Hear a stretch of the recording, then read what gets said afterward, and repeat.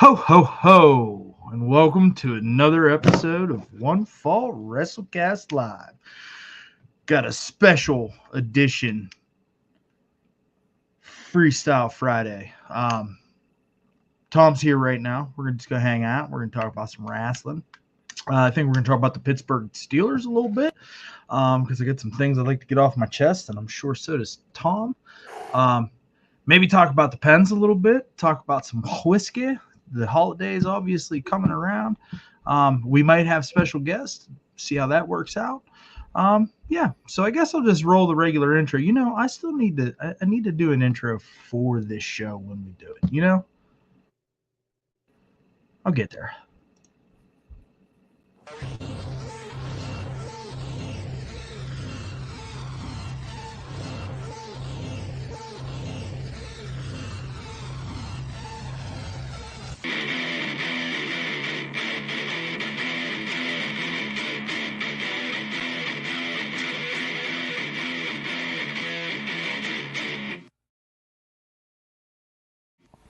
Welcome to the One Fall WrestleCast.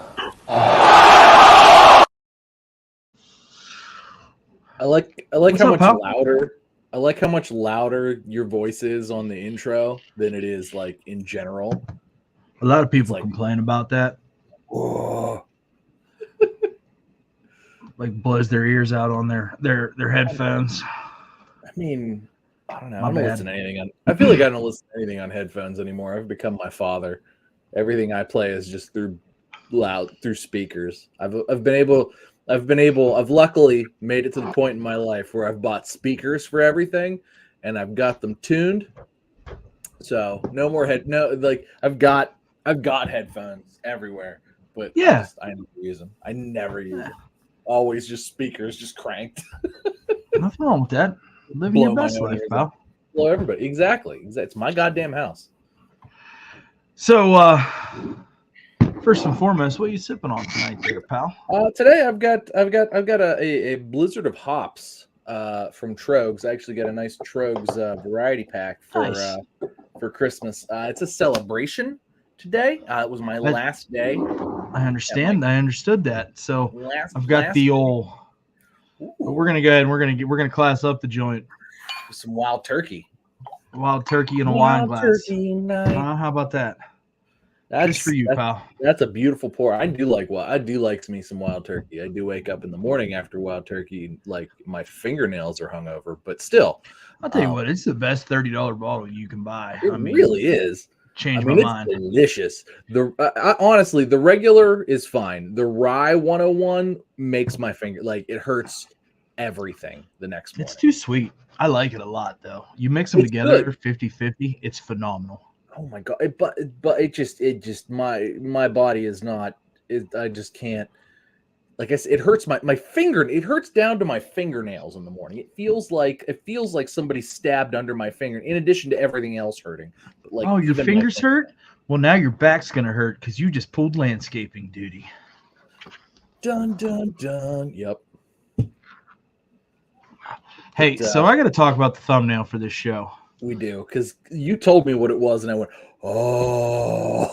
So I posted the chat link, the invite for the podcast, because we use StreamYard, shout out, even though I pay for it every month, like a chooch. But we wouldn't be able to do some of the cool things that I actually try to use from time to time, But anyways, so I send the chat link out. So what I always do is I'll send the chat link and then I'll send the YouTube link, just in case anybody wants to blast it out there on their end. And I mean, I know I've got a handful of folks that I share it with every single time that we make one. But Tom goes, yes, right, when I posted it. And I was like, do you know what that is? I hope so. I was met with absolute radio silence. And then I said, hey, man, I asked AI to generate an image of Tony Khan dressed as an elf standing in a professional wrestling ring. And this was one of the choices that it gave me. So I snapped that up real quick. And I feel like had I got a little bit more in depth with it, I could have had like Tony Montana desk with just tons of powder. with TK in the middle of a wrestling ring, dressed like an elf with like cocaine all over his face. I mean, like I probably could have got really deep in with AI. well, I mean, Maybe, there's more time. There's more. Like you got him in the elf. Like that's seasonally appropriate. But yeah, I mean, we could do it again. yeah, and I mean, That's the beauty of all of this. Usually, I'll just go and I'll take some fucking stock photo of some wrestler from some fucking thing, and I'll take it in and I right and call it done, right? Like, I think that our thumbnails are most effective with our main event. With our main event title, in an image that kind of suits that, right? Or boobies tell usually. Yeah. I go deep whenever like I'm making a sex sells one. You remember the Tony Storm one? Yeah. That bitch took me like fucking 45 minutes to make. Like that video's got like a couple hundred views though. So I mean, it does. What a tough space to try to exist in on YouTube. Right? It's so weird. Like it's the weirdest thing ever. I feel like if we focus solely on like reviewing Mountain Dew flavors, because there's like 9,000 we probably have 1 million followers right now. We would. I mean, we would hate ourselves because them shits are gross. But I mean, I don't know. They'd have to be like 5-minute videos too. I think the part of our problem is we just sit here and chat for like 2 hours every week, and it like ends up people like, I don't know, listen to these fucking guys for 2 hours. But then some people do, and they're like, these guys are hilarious, and also they help me sleep. Dude, and we talk about this all the time, you and I, and if we actually have a really good fucking show. I don't think I've ever said that like live on air before, right? But like we do have a really good fucking wrestling show. I think that when we are whole, we have a really good banter. But when it's just you and I, like it's good. We've got a good dynamic of, we've got a lot of wrestling. We've watched a lot of wrestling. Let's just put that out there. We've watched for men who have not yet hit 40. We've watched an awful lot of wrestling.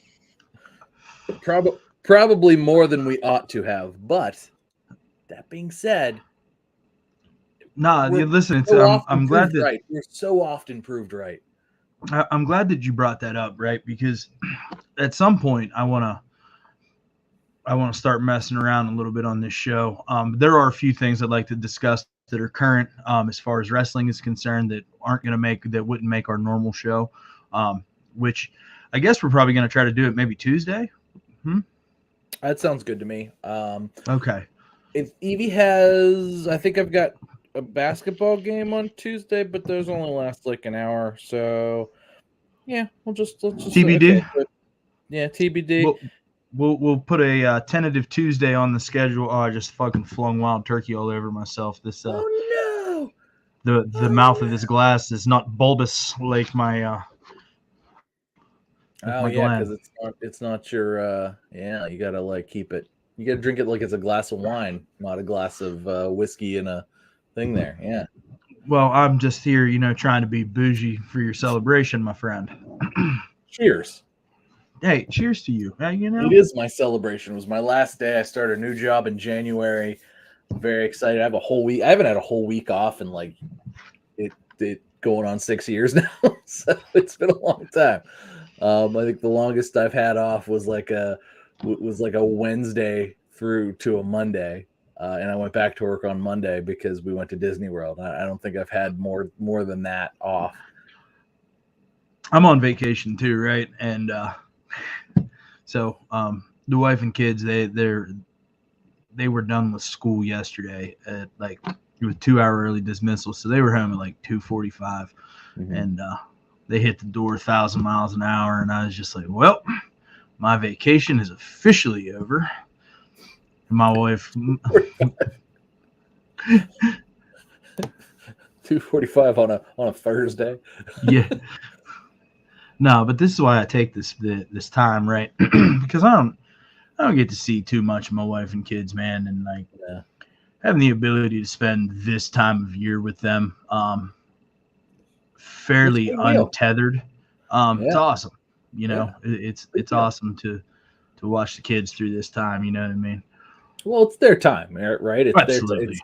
I mean, you know, we go and we spend all the time and the money and the effort all year, and now it's like, okay, let's see what the fruits of my labor were for this year, and you can, like, you know, see it on their faces. And when that's the thing, is that, like, all right, I guess it was worth it, because, you know, the house is warm, the tree is nice, it's on.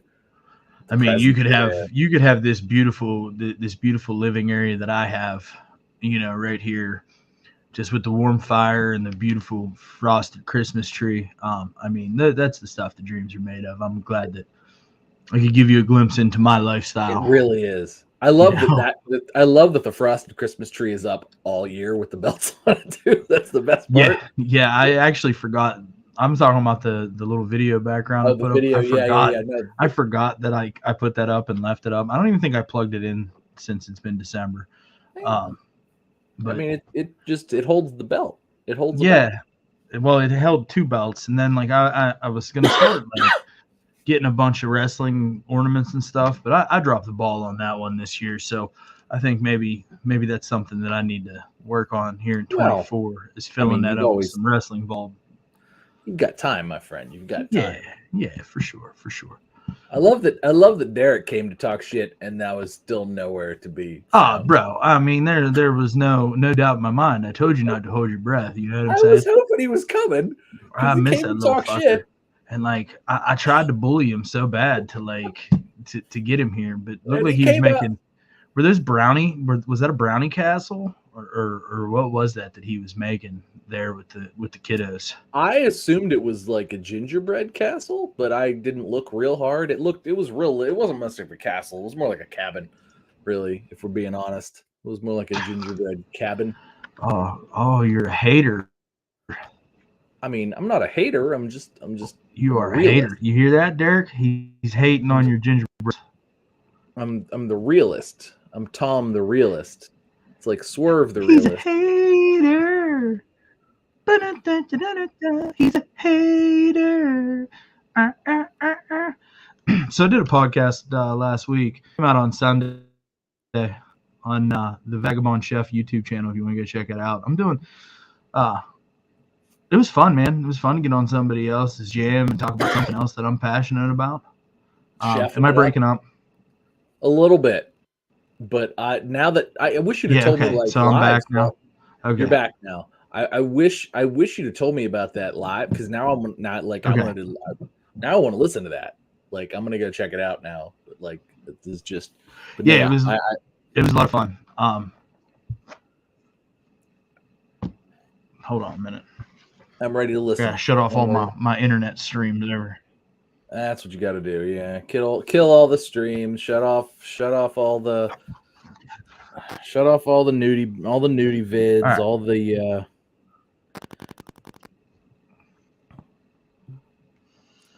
goodness.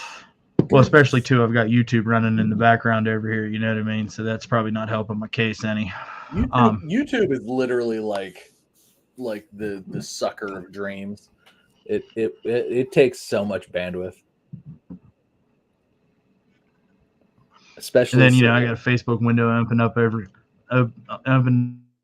over here for gossip and drama and all that good stuff that I inevitably want to talk about. But anyway, so I did this.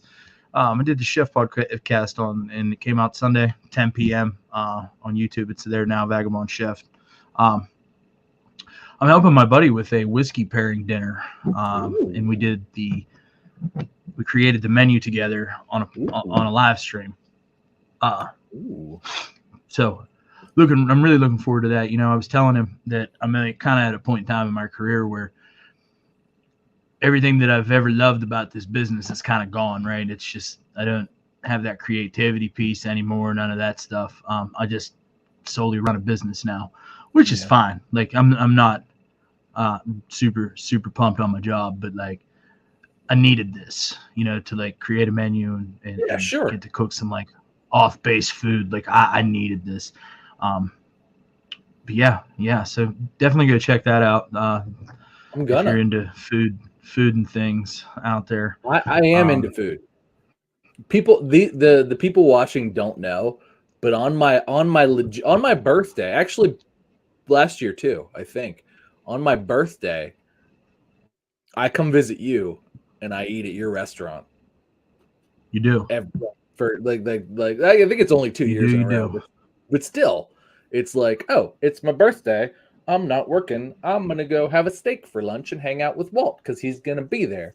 And I've never been disappointed. And then you won't let me. Then you won't let me buy it. No, I won't let you buy. It's my look. Let me buy my own steak. I can. It's my birthday. I'm just one man. It's not like I'm like showing up with like a bunch of people going to a wrestling event. Like, hey, comp everybody. We'll save it for those. For my birthday, let me buy my. Let me throw. Let me throw. Let me buy definitely. my. $20 of food and throw the bartender $20 and enjoy myself because that's what I do. And then I come home and fight the traffic and good Lord. I leave and then it's like, oh hey, you can't drive. It's been rough. It's been rough on that front. That's for sure. But yeah, so like, anyways, I bring all that up to say this, right? It's like it was fun to be on somebody else's space talking about something else that I'm passionate about. But the one thing that like I really, after I watched it back, the thing that I really realized was that I wasn't really myself, right? Like it seemed kind of forced. I just think because there's a lot of thinking going on, and I didn't kind of let a little bit of my goofiness and shit out either. So I missed you guys in that aspect, that's for certain. Well, you needed to be Chef Walt. Yes. And that's fair. That's a different guy, and that guy's cool. Love that guy, but it's sometimes I gotta wear different hats sometimes too. Sometimes I gotta be 401k Tom, and that guy is looking to not get people in trouble. Wrestling Tom is like fuck everybody, bunch of marks, absolute bunch of marks. Absolute bunch of marks. Yeah, fucking Joey Janela is a chooch. Oh my God, how fucking terrible is that going to be? Joey Janela. So, for those of you that may or may not know, the 90-day non-compete window for a lot of these folks that were big name folks, we'll call them, that were released this last go around, like an Aaliyah or Mustafa Ali or a Dolph Ziggler. Their Elias, their 90-day compete is up as of yesterday. Yeah. And Mustafa Ali pulled the old Matt Cardona / Cody Rhodes, and he's got so many like indie events booked, right? And he's just getting after it. I hope it works out for him. I really do. I do too. I think that he's a very super talented individual. He's just got to find what works for him, and he wasn't able to find that in WWE. And I think that there's a lot of pressure that probably came along with that because, I mean, good God, they repackaged him 72 times in like a 13-month window. Never gave him a chance to fucking find his footing after he should have been in a world title match that ended up being fucking which lended us to Kofi Mania. Like, think about that. I mean, I just feel like he really just didn't get a fair shake. I feel like they never gave him the time. They never gave him the TV time to find his footing.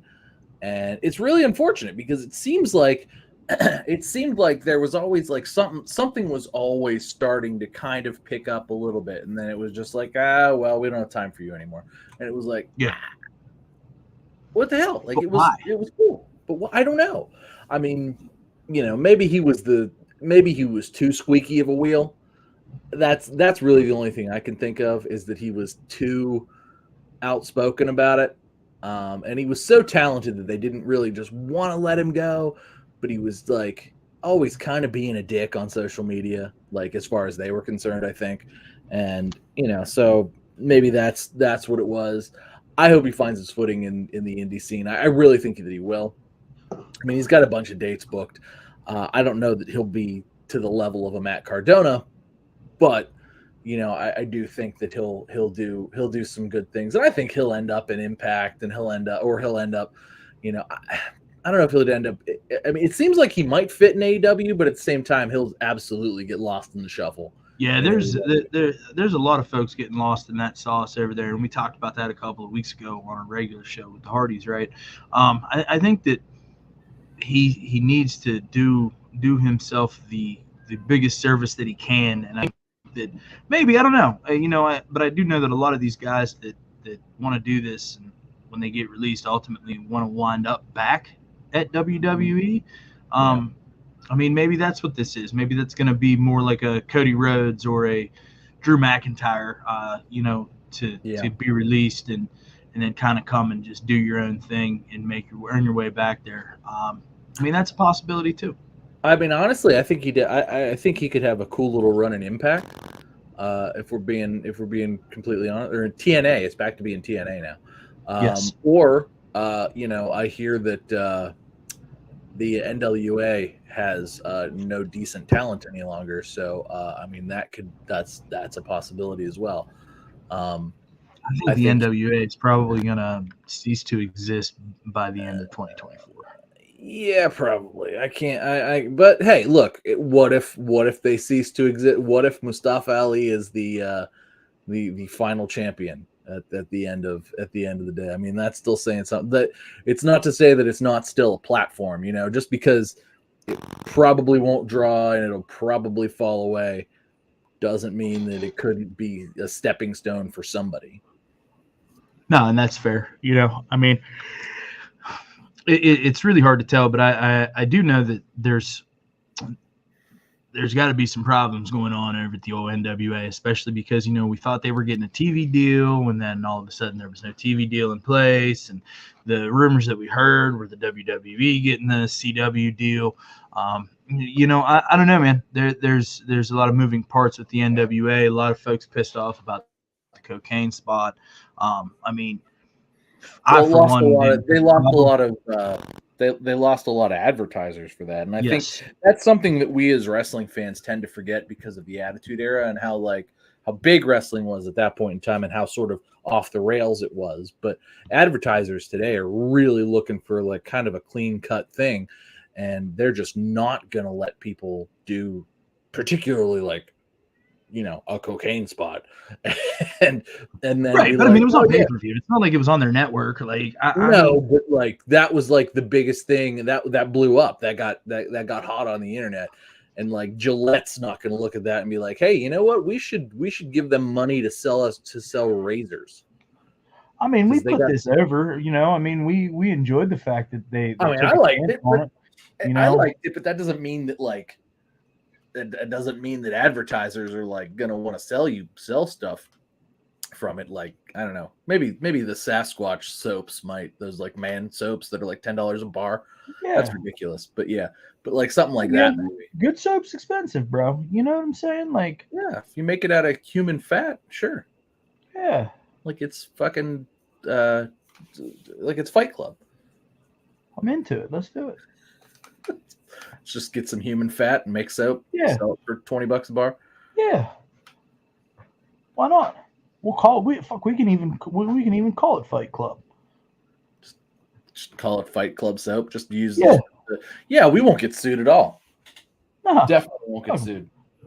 Fuck them if they can't take a joke. You know what I mean? More of a copyright thing, really. But yeah, sure. Fuck them. Fuck them. But anyways, so Mustafa Ali's his first indie date is with GCW, and he's facing off against your absolute favorite indie wrestler, my favorite, the bad boy Joey Janela.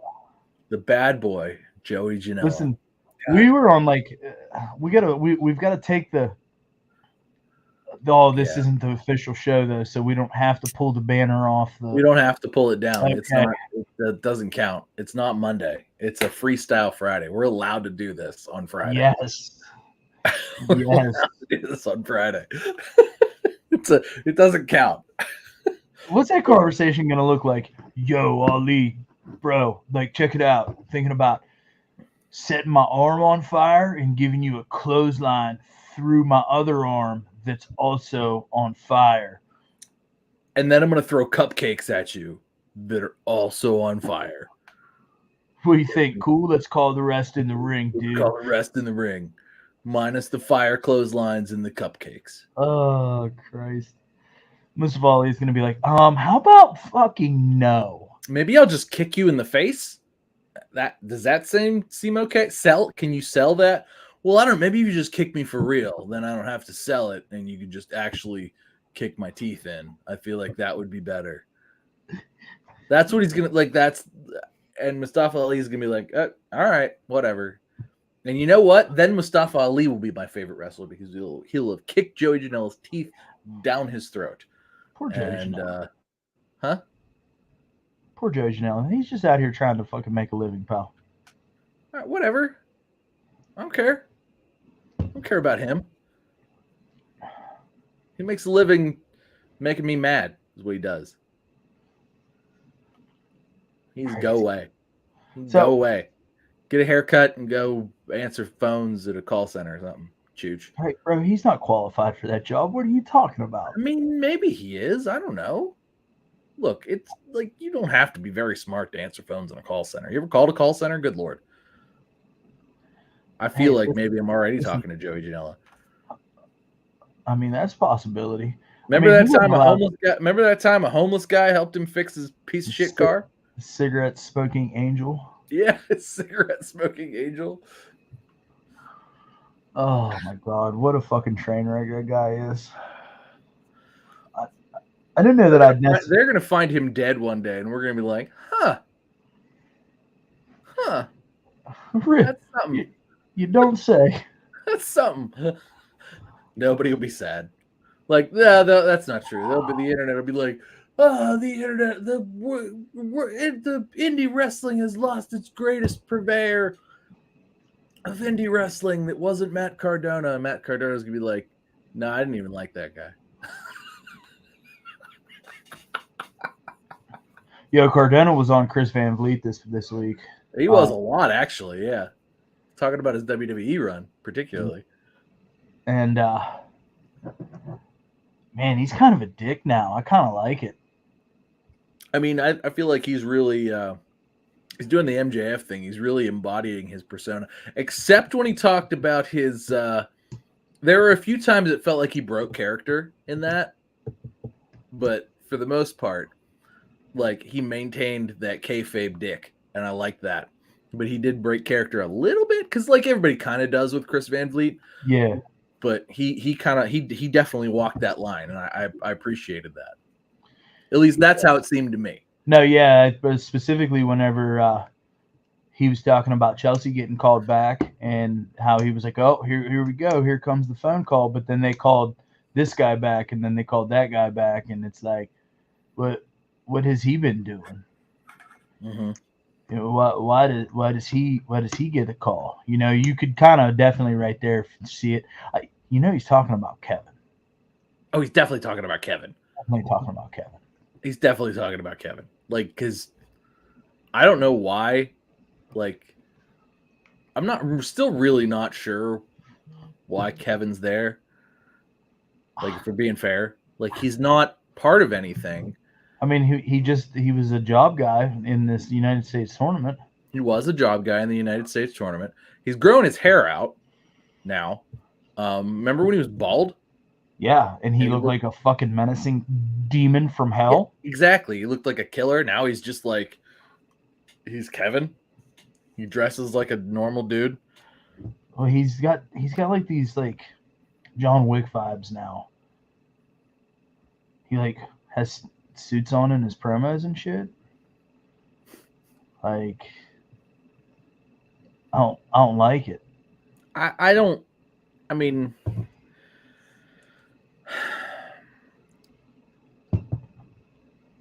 It's not worse than the gimp mask, but it's not. I was just getting ready to say, listen, like we complained about the gimp mask. Now maybe we understand why Vince put him in the gimp mask. I mean, I think we should have just left him what he was in NXT. I don't see what the problem was with that. He gets the cool intro. He gets to come out in the shorts and it comes out in the tights with the bald head and the just looks like a killer and just is. I don't understand why he's got to be like Mr. Leather Jacket and blue jeans. You know, that doesn't seem to make like he looks like he's trying to be like Johnny Blaze in street gear. I don't know. Like it's just not. It's not cool. I'm not feeling it. I mean, they're putting a little bit of a less like gothy edge on Scarlett. You know, I did notice that, but they got to figure it out, man. Because listen, we talk a lot of shit on Kevin. I just don't understand. Like he could be good, but whatever this is not good. No. Like where's what's his character? There's no character. He's just Kevin. I mean, Kevin seems to think that Karrion Kross is now not a man. And why does he dress like a normal man? He's a being. Well, but he doesn't dress. He dresses like a. He's an idea. Well, he seems to dress like a guy standing in the crowd, like a well-dressed guy standing in the crowd. Like he's clearly got better seats than the rest of us, but like he looks like a guy. He was a little fat too, if I do say so myself. Yeah, I mean, as far as you know, the camera adds 10 pounds, but he's not as bro. He was fucking properly jocked when he was in NXT, like right. Murderer in NXT. Like could not put this guy over enough when he was in NXT. And then he comes to the main roster as the NXT champion, and he loses in a fucking squash match against Jeff fucking Hardy, who is lost in the sauce in the secondary promotion, who was lost in the sauce in WWE at this time. Yes, he was. Yes, absolutely. And then we put him in a skirt and gimp mask. Yes, that's exactly what happened. They put him in a skirt. And then we fired him, and then we rehired him, and we have yet to receive the payoff that we all wanted and or needed. I don't understand. Part of it is that he has hair. I think that's like that's the one thing that because like so he was bald, right? And like we just all assumed he was bald, but then he has like this beautiful hair, and we're just like, so you weren't bald, but you shaved your head, but now you have hair. It seems very sacrilegious to me in wrestling. I feel like if you had hair, you shouldn't have shaved it, right? Like, am I too old school in that line of thinking? Like, yeah, I mean, everybody had long hair in the fucking 90s, bro. Right. Like, that's what I'm saying. Am I too old school in that line of thinking? In that, like, you know, when guys started to lose their hair, they would have a hair versus hair match, and like, it was like, all right, yeah, ask Kurt Angle. Exactly. I mean, he's the best example because it's like so in your face and it was executed so well. But like the aftermath was fantastic whenever he had the wrestling headgear on with the wig underneath of it. God, it was great. How great was that? I laughed so hard. But, I mean, Bret Hart was still better overall in life. I mean, if you want to call back to that. Actually, it's funny because I had we had the staff Christmas party on Sunday, and I have a employee's husband that is an avid listener of the show, and he cornered me at the party, and he's like, "Hey man, I need to talk to you about something real important." I'm like, "Okay, bub, what's going on?" He goes, "Tom and Derek don't know what they're talking about, bro." And he's like, Bret Hart, absolutely. And like he's got me cornered, right? And he's dead serious about having this conversation with me. Yeah. I'm distraught now. True story. I'm distraught now. True story. I can't wait to tell him that I brought it up. He's gonna be so excited. Rod, he's listening. I'm sure he's hearing it right now, or maybe later. Yeah, he'll probably hear it tomorrow. He's a day after guy. He's a on the way to work kind of guy. That's fair. That's fair. Well, tomorrow's Saturday. Well, yeah. He'll figure it out for sure. For sure. But yeah, so that I was dying though. So it's 2-2. Wow, I'm so disappointed. Well, listen, we'll ask. Hey, if friend of the show Pat Martin ends up joining us this evening, like I'm hoping that he's going to. I hope Pat shows up. We'll ask him. We need to ask Pat. I'm interested. We'll ask him, and he'll be the tiebreaker. Okay.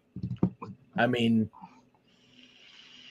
my argument is that like just Brett didn't have the charisma. Is that what you're? Kurt was so good for so long. It was just it's a good over time kind of thing. Fucking Goldberg. Fucking goal. Right. I'm not saying Brett couldn't have been like that. Brett wasn't, potentially better. I'm just saying that like if we're looking at it from a bird's eye view of like it just Kurt had more. There was more Kurt, more Kurt to have, and it was all man. Everything Kurt touched turned to gold. I feel like to me anyway. Like I watched all of it.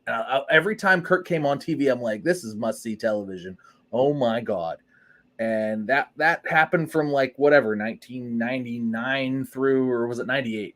Did he show up in 98? Because he won a gold medal in 96.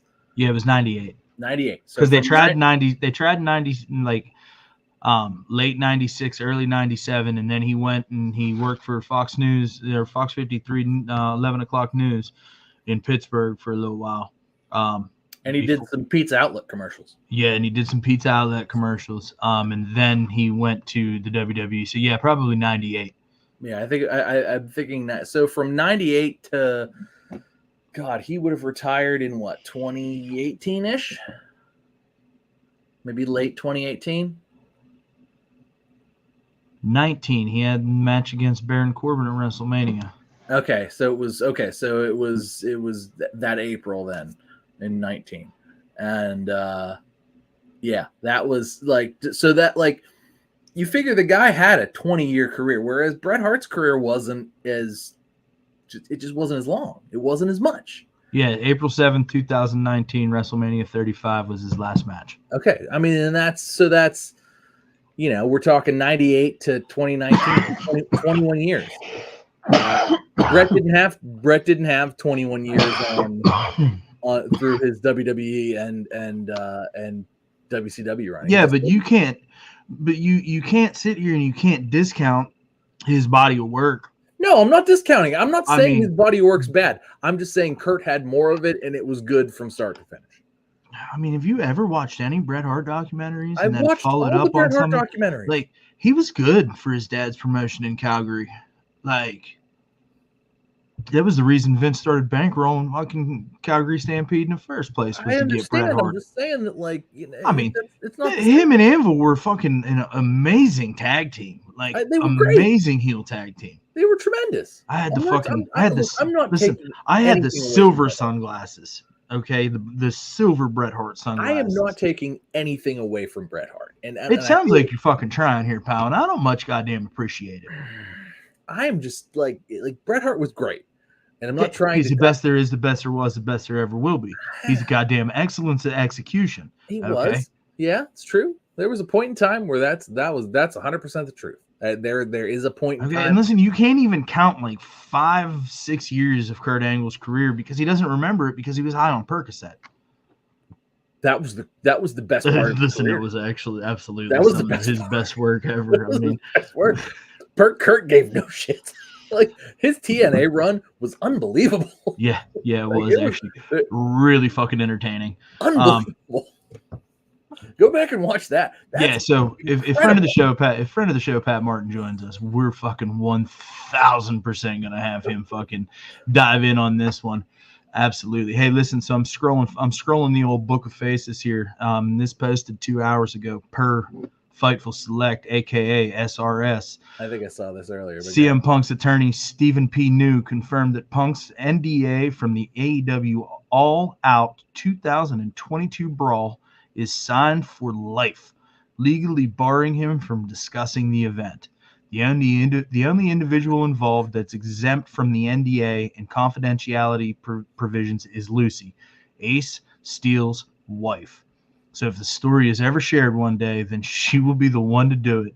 Lucy Steele's going to make a lot of money that day. Oh yeah, Lucy Steele's going to write a book, sell that. That's going to be. Remember when Mick Foley wrote a book and made like $2 million in like 3 days? Yeah, it's going to be like that. Yeah, it's going to be exactly like that. But yeah, I mean, that's fine. I'm sure Punk signed off on all that stuff to be like, you know what, just leave me alone, you fucking marks. Hey, listen, we haven't had a show since this. I need to get this out right now, or I'm gonna forget. We can circle back to Ace Steele's wife.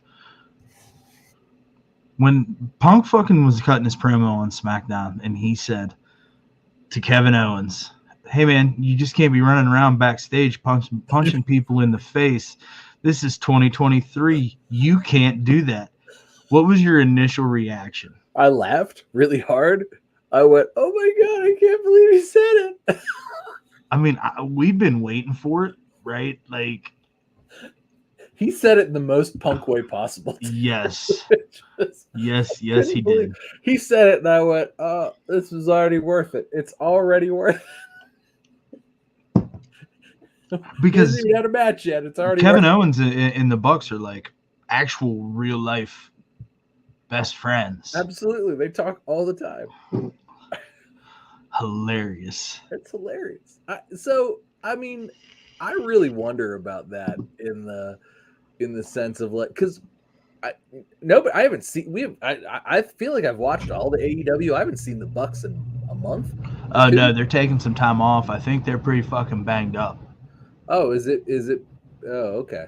Is it their egos or themselves? I mean, probably a little bit of both, but definitely their bodies are kind of racked and fucking. Yeah. I mean, there's no elite right now in all elite wrestling because Kenny Omega's got diverticulitis. Hangman's there. Okay, so there's and he doing some of his best work in his career. Okay, yeah, Hangman's doing a good job. Goodness gracious.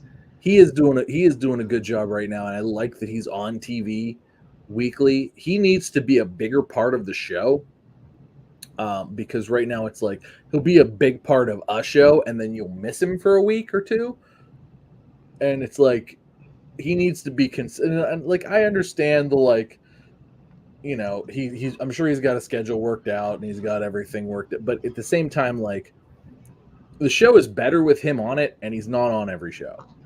And it would maybe help build some momentum if he was, because he and Swerve were having a great little rivalry there. But then, like, sometimes Hangman's not there, and like Swerve is just part of the. And like Swerve's doing great too. Like Swerve's doing good things. Like there are bright spots in AEW. There's a lot of bright spots right now in AEW. It's just not coming together.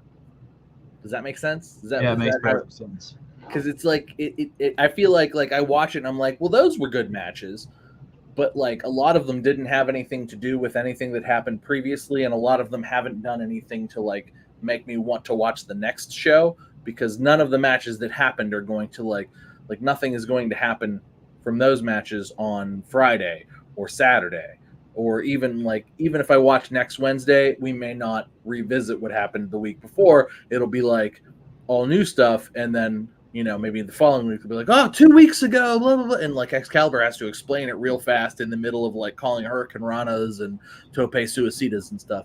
And it's like, can we just have some like more cohesion here? Like, because I feel like this is very disjointed, and like it almost feels like I don't have to, like, I shouldn't watch it live, is that I should like watch the recaps and watch like other breakdowns of it rather than the actual shows, because the shows don't have any like, you know, one leads to the next and leads to the, oh, I need to watch next week to find out what happens, because it's like you're not going to find out what happens next week, and then the week after that they'll touch on it, but it's in a different direction, or it changed a little bit or whatever. It's just like and then I'm old and I lose focus and I lose track of things because there's a lot going on.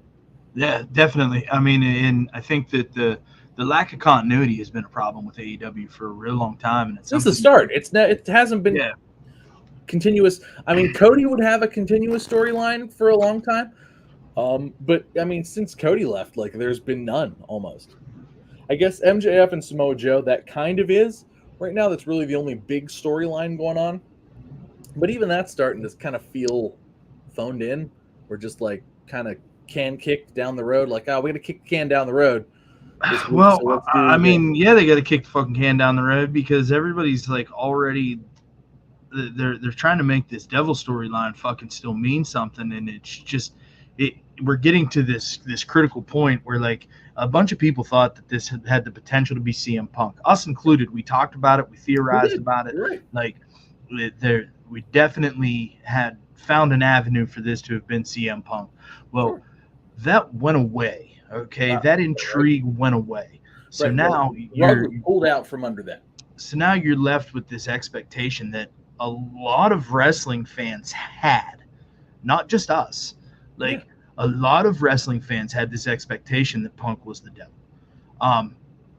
And so now you're left with this storyline that you've built and you've put a lot of equity into, and you've got to figure out a way to make it still mean something. But you've got to pay it off. Like we had Tony been smart, knowing that this wasn't Punk, and like, I mean, I guess it's hard to tell, but if you got to be in front of a possibility that Punk's going to show up in Chicago, right? Like with a storyline that you have to know that the internet wrestling community believes is CM Punk. I don't know, man. And like, there's a fan theory floating around that they've been stalling, waiting for Dolph Ziggler's 90 day to be up, and that Dolph Ziggler's the devil. Okay.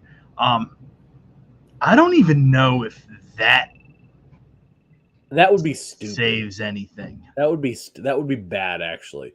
If they did that, it would be worse than when Tony had the biggest announcement ever, and it was that they signed Christian Cage.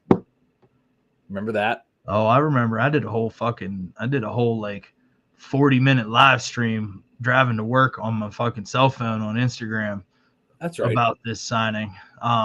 It was like that. And AEW, the AEW fanboys early on trying to defend that. It would be a mess. It would be a mess to that level. Like at this point, it could really only be Adam Cole, maybe Wardlow, Wardlow, it's a flop. But I think if it's Wardlow, it's also a flop. It's not as bad as if they pull in somebody like Dolph. It has to be Adam Cole. But it has to be Adam Cole. And at this point, they're just waiting for Adam Cole's ankle to heal. Right? I mean, maybe Adam Cole's not really hurt. I think he's really hurt. I think they'd otherwise. Here's why. I don't think that they're smart enough to do this otherwise. Right? I mean, Adam Cole and Britt Baker are absolutely smart enough to do this otherwise. They are. Well, I mean, they would be the ones that are potentially driving that boat. I don't know. I don't know if Tony would let that go. I feel like Tony's just too much of an egomaniac on that. And I feel like they'd have had to have paid it off because like they're bleeding. They're like nobody's going to be watching. They're gonna pay that off in front of 15 people. Oy.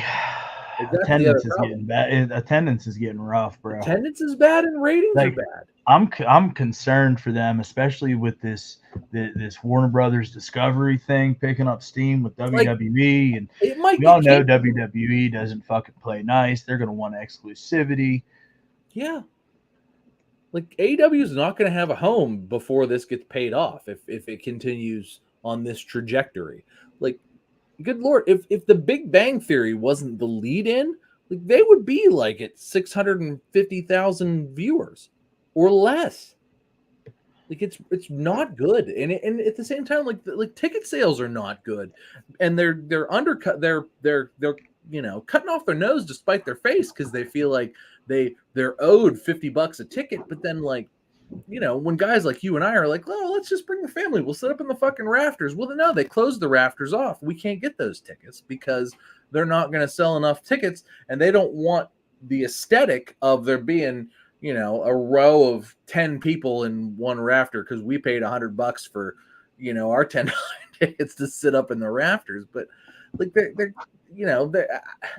I just don't understand what they're trying to do. It's like they're trying.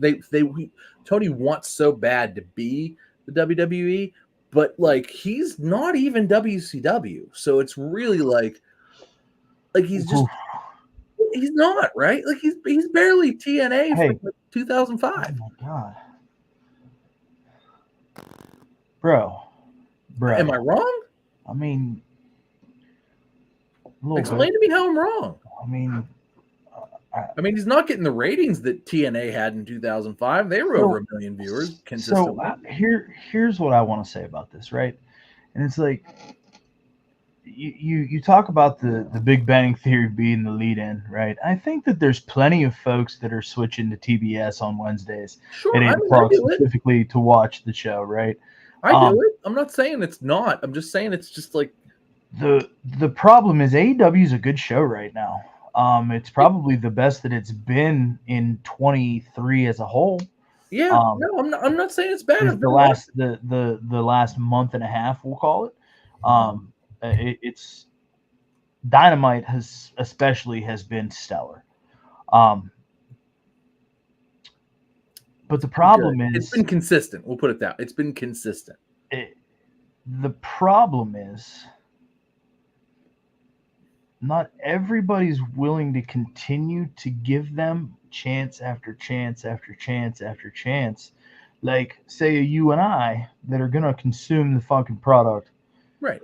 Because we want to, regardless of if we're enjoying it or we're not enjoying it. Right. Well, I mean, we're wrestling fans, and if we're home, we're going to put it on. That's just the way we do things. But, like, if you're not,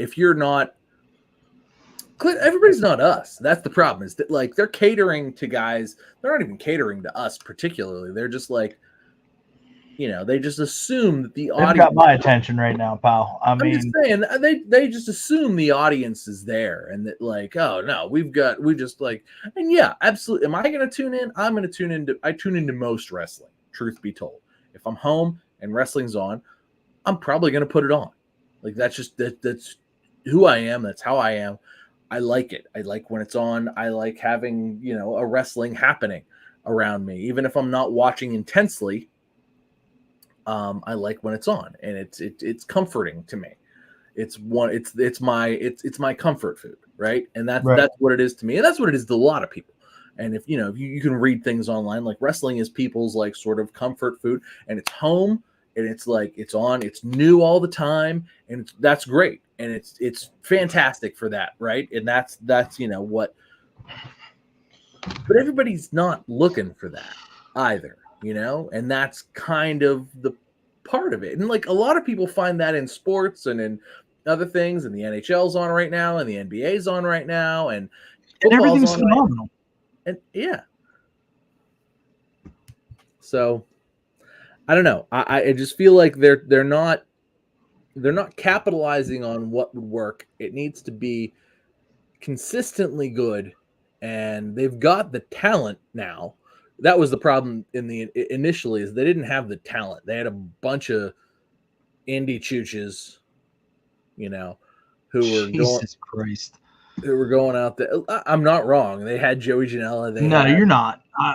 They had what's his face? God, he's been out of wrestling so long now. Good with the staple gun.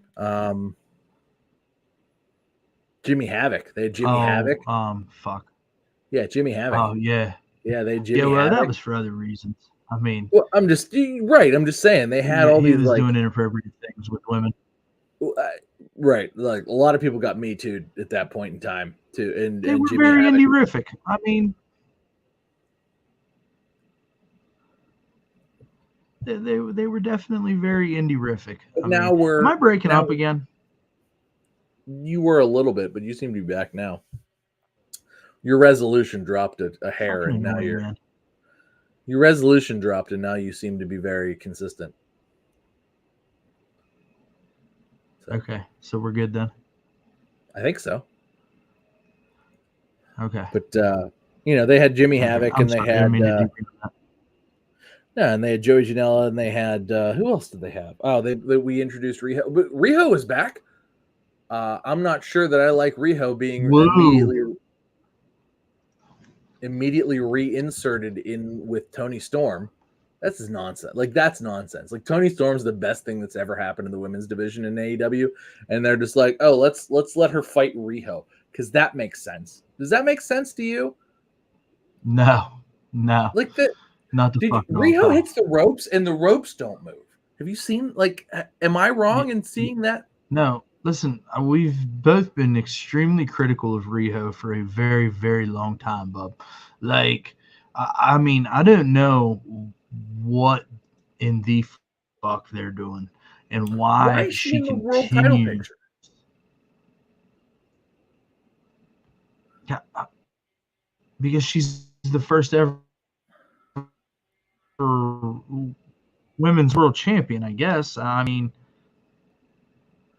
But it just doesn't. I mean, it's just she's not on bullshit. Tony Storm's level. Tony Storm is right She's not. now. She's right. Tony Storm is right now like at the tippy top of what AEW is. Also, Tony Storm is like, when they put her on commentary, she is like fucking making a mess of AEW commentary, and it is gold every single time. When it happens, it is every time. It is like they're like, what the fuck do we even do now? It is gold every time. Oh, I laughed out loud like 5 or 6 times the last time she was on comedy. It was great every single time. I'm like, oh my god, Oh my god. She's throwing innuendos out there. She's talking about getting her tits out and her chin up, and it's, oh my god, it's hilarious. It is so, like, she is just like out there like just trolling the AEW commentary, and it is glorious.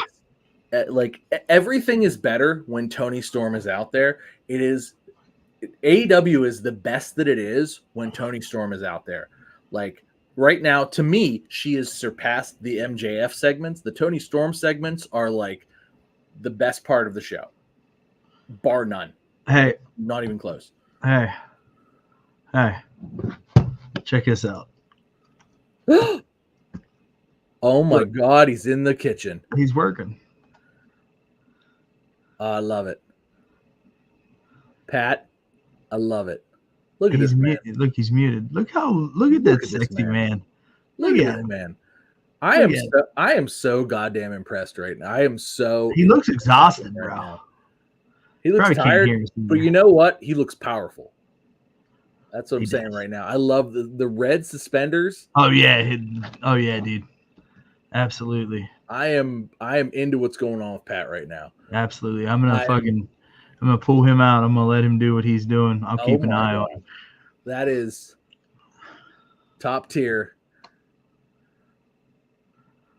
Love you, Pat.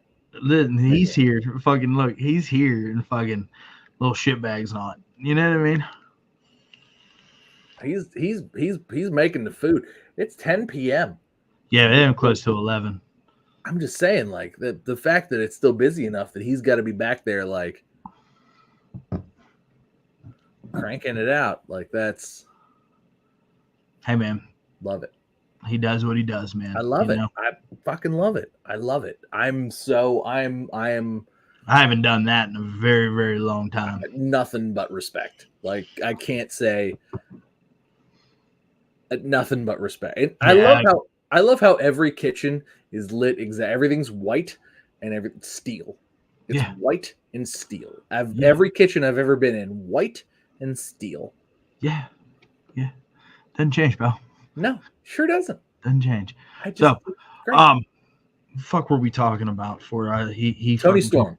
Tony Storm, yeah. But listen, I mean, it's really fucking hard for me to justify them putting her out there. He's looking. Are you trying to come in here, bub? Like, what are you trying to do?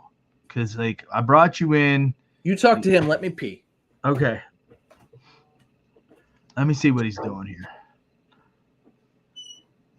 I mean, I don't know what he's doing, but so Tony Storm, it's real hard to appreciate the fact that she's gonna work with Riho. I mean, we've been talking about this since the inception of the AEW Women's Division, that Riho is just incredibly undersized to be believable. I mean, you put her next to Britt Baker. Britt Baker looks like Yao Ming standing next to Kevin Hart, and like that's real, you know. And it's really hard for me to try to wrap my head around the fact that you expect me to believe that this woman can beat these larger, stronger women. And I'm not buying it. I'm not into it. Like, you're not going to make me believe that that's a thing. But yet here we are again having this same conversation. And Toni Storm is absolutely doing some of the best work that I've ever seen her do in her entire career. But now we're going to put her up against Riho, who's a former like two-time champion, the inaugural champion, the most important champion, you know, in AEW history, because she'll always be the first one, right? I'm going to have a really hard time understanding the decision-making if Riho beats Toni Storm. I'm going to have a real hard time. He looks like he's trying to come in here. Like, I don't know what he's doing. Now, like, he's talking, like, I loved it. Dude, this is so fucking cool. I mean, he's just doing this thing. Like, sure is. Okay, I'm back. Sorry, I had to wee. Listen, I just kind of went on a little rant about Toni Storm and Riho, and then he looked like he was, like, looking to see if, like, we were talking to him, if I was talking to him. I don't know what he's trying to accomplish. Do you know what I'm saying? But like, with him, he's making steak. Like, I mean, steak's gone. Pat's gone. Pat's gone. Oh, there he is. Okay, I was worried that the phone went into the grill. He's muted. Like, I'm not gonna watch you cook, pal. I mean, I might watch him cook. You ever see those TikToks where they're like side by side? And it's like somebody's talking. Oh, I fucking love him. I love him. I love what just happened. That's awesome. You listen. You do that. If that's what you need to do. We can't hear you because you're muted, but you can clearly hear us. Oh, I can hear you a little bit, barely. Hey, barely. Listen. Once you get a chance to get to a quiet place. 400 pounds. Came in at 7. Still here, motherfuckers. Listen. I need you to listen. I need you to listen. Once you sell your grill off, all right, and you lock them doors, I need you to find a quiet place. I'll be able to talk in about 8 minutes. Oh, dude, good, because we have questions for you. So many. I'm gonna pull you off of here. No, I'm 400 not. Pounds. Was he talking about the steaks? He's talking about him, because he is all man. He's a serious amount of man. He is all man. Hey, turn your camera off, pal. And then you can still hear us. Because I can't do that for whatever reason without kicking him out. I don't want to do that because then he can't hear us. All right. Well, just leave him. Like I said, he's the the part of. Where's Derek? We don't know. Nobody knows. Where's Derek? Yeah, hey, at least we asked. At least he asked, right? No doubt. Where is he? Yeah. Fucking hashtag friend of the show. I mean, he's asleep right now. Is where he is. Oh, guaranteed. He's not awake. 1,000%. He's certainly not awake. 1,000%, bro. Fuck. Totally lost my train of thought. I don't think we need to discuss Riho anymore. No, it's a mess, and they were just like, "Hey, we got this good thing going on with Toni Storm. Maybe we should ruin it with Riho. Let's do that." And Kenny Omega gave the thumbs up from his hospital bed with diverticulitis. That's wild. That's wild. Hey, did you see that the AOP and Paul Ellering? Yep, I can talk. Did you see that they are imminent to return and they are being looped into creative ideas as we speak? Yes, I did see that, and I hope that is the case because honestly, I was thinking about WWE the other day, and I'm like, man, you know what? Like the tag team stuff is not popping off, but everything else seems to be. They could really use some tag teams, and the AOP and Paul Ellering would be phenomenal in that regard. Because otherwise, it's like, oh, let's jam Cody Rhodes and Jey Uso back together for no good reason other than like they both sell a lot of T-shirts, right? Like that's kind of the kicker. So, they need to get. I think Woodsy's hurt as far as New Day is concerned, and they've got everything else kind of spread thin. They broke up the Usos, but like. I mean, those guys don't need. We don't need to see those guys with the belts on them again. It was 2+ years. Yeah. And what? I mean, maybe after they complete the circle and they can come back together in like 3 years, whatever, and go sure, on. Fucking, sure. I mean, I think they need to have a WrestleMania match together. That's what absolutely. That's what they want. I think that's where we're headed. We're headed there at 40 for sure. And that's what the both of them want. Like that's their dream is okay, they dominated the tag division. They tagged. They're the greatest tag team of all time.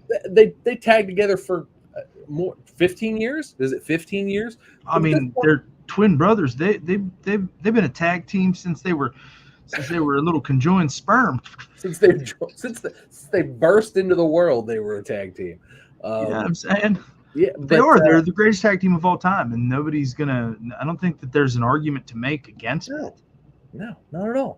And I love what they're doing individually right now, and that's great. But at the same time, like the tag division feels a little weak because like one tag partner is hurt in almost every tag team. Well, we got Pretty Deadly's back together, you know what I'm saying? And then they're breaking up. They broke up the Brawling Brutes, and then and now they're gonna use the fucking Ridge Holland breaking fucking Big E's neck as a storyline in NXT. Don't even get me started. Yeah, I don't like that either. But but like they've had some tag team division success this year.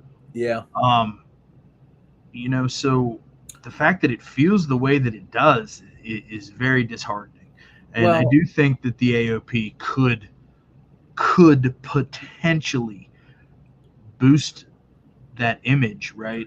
And I think from my perspective too is that like, we've got the Viking Raiders have been marred by the injury bug. It's been one or the other basically their whole main roster run.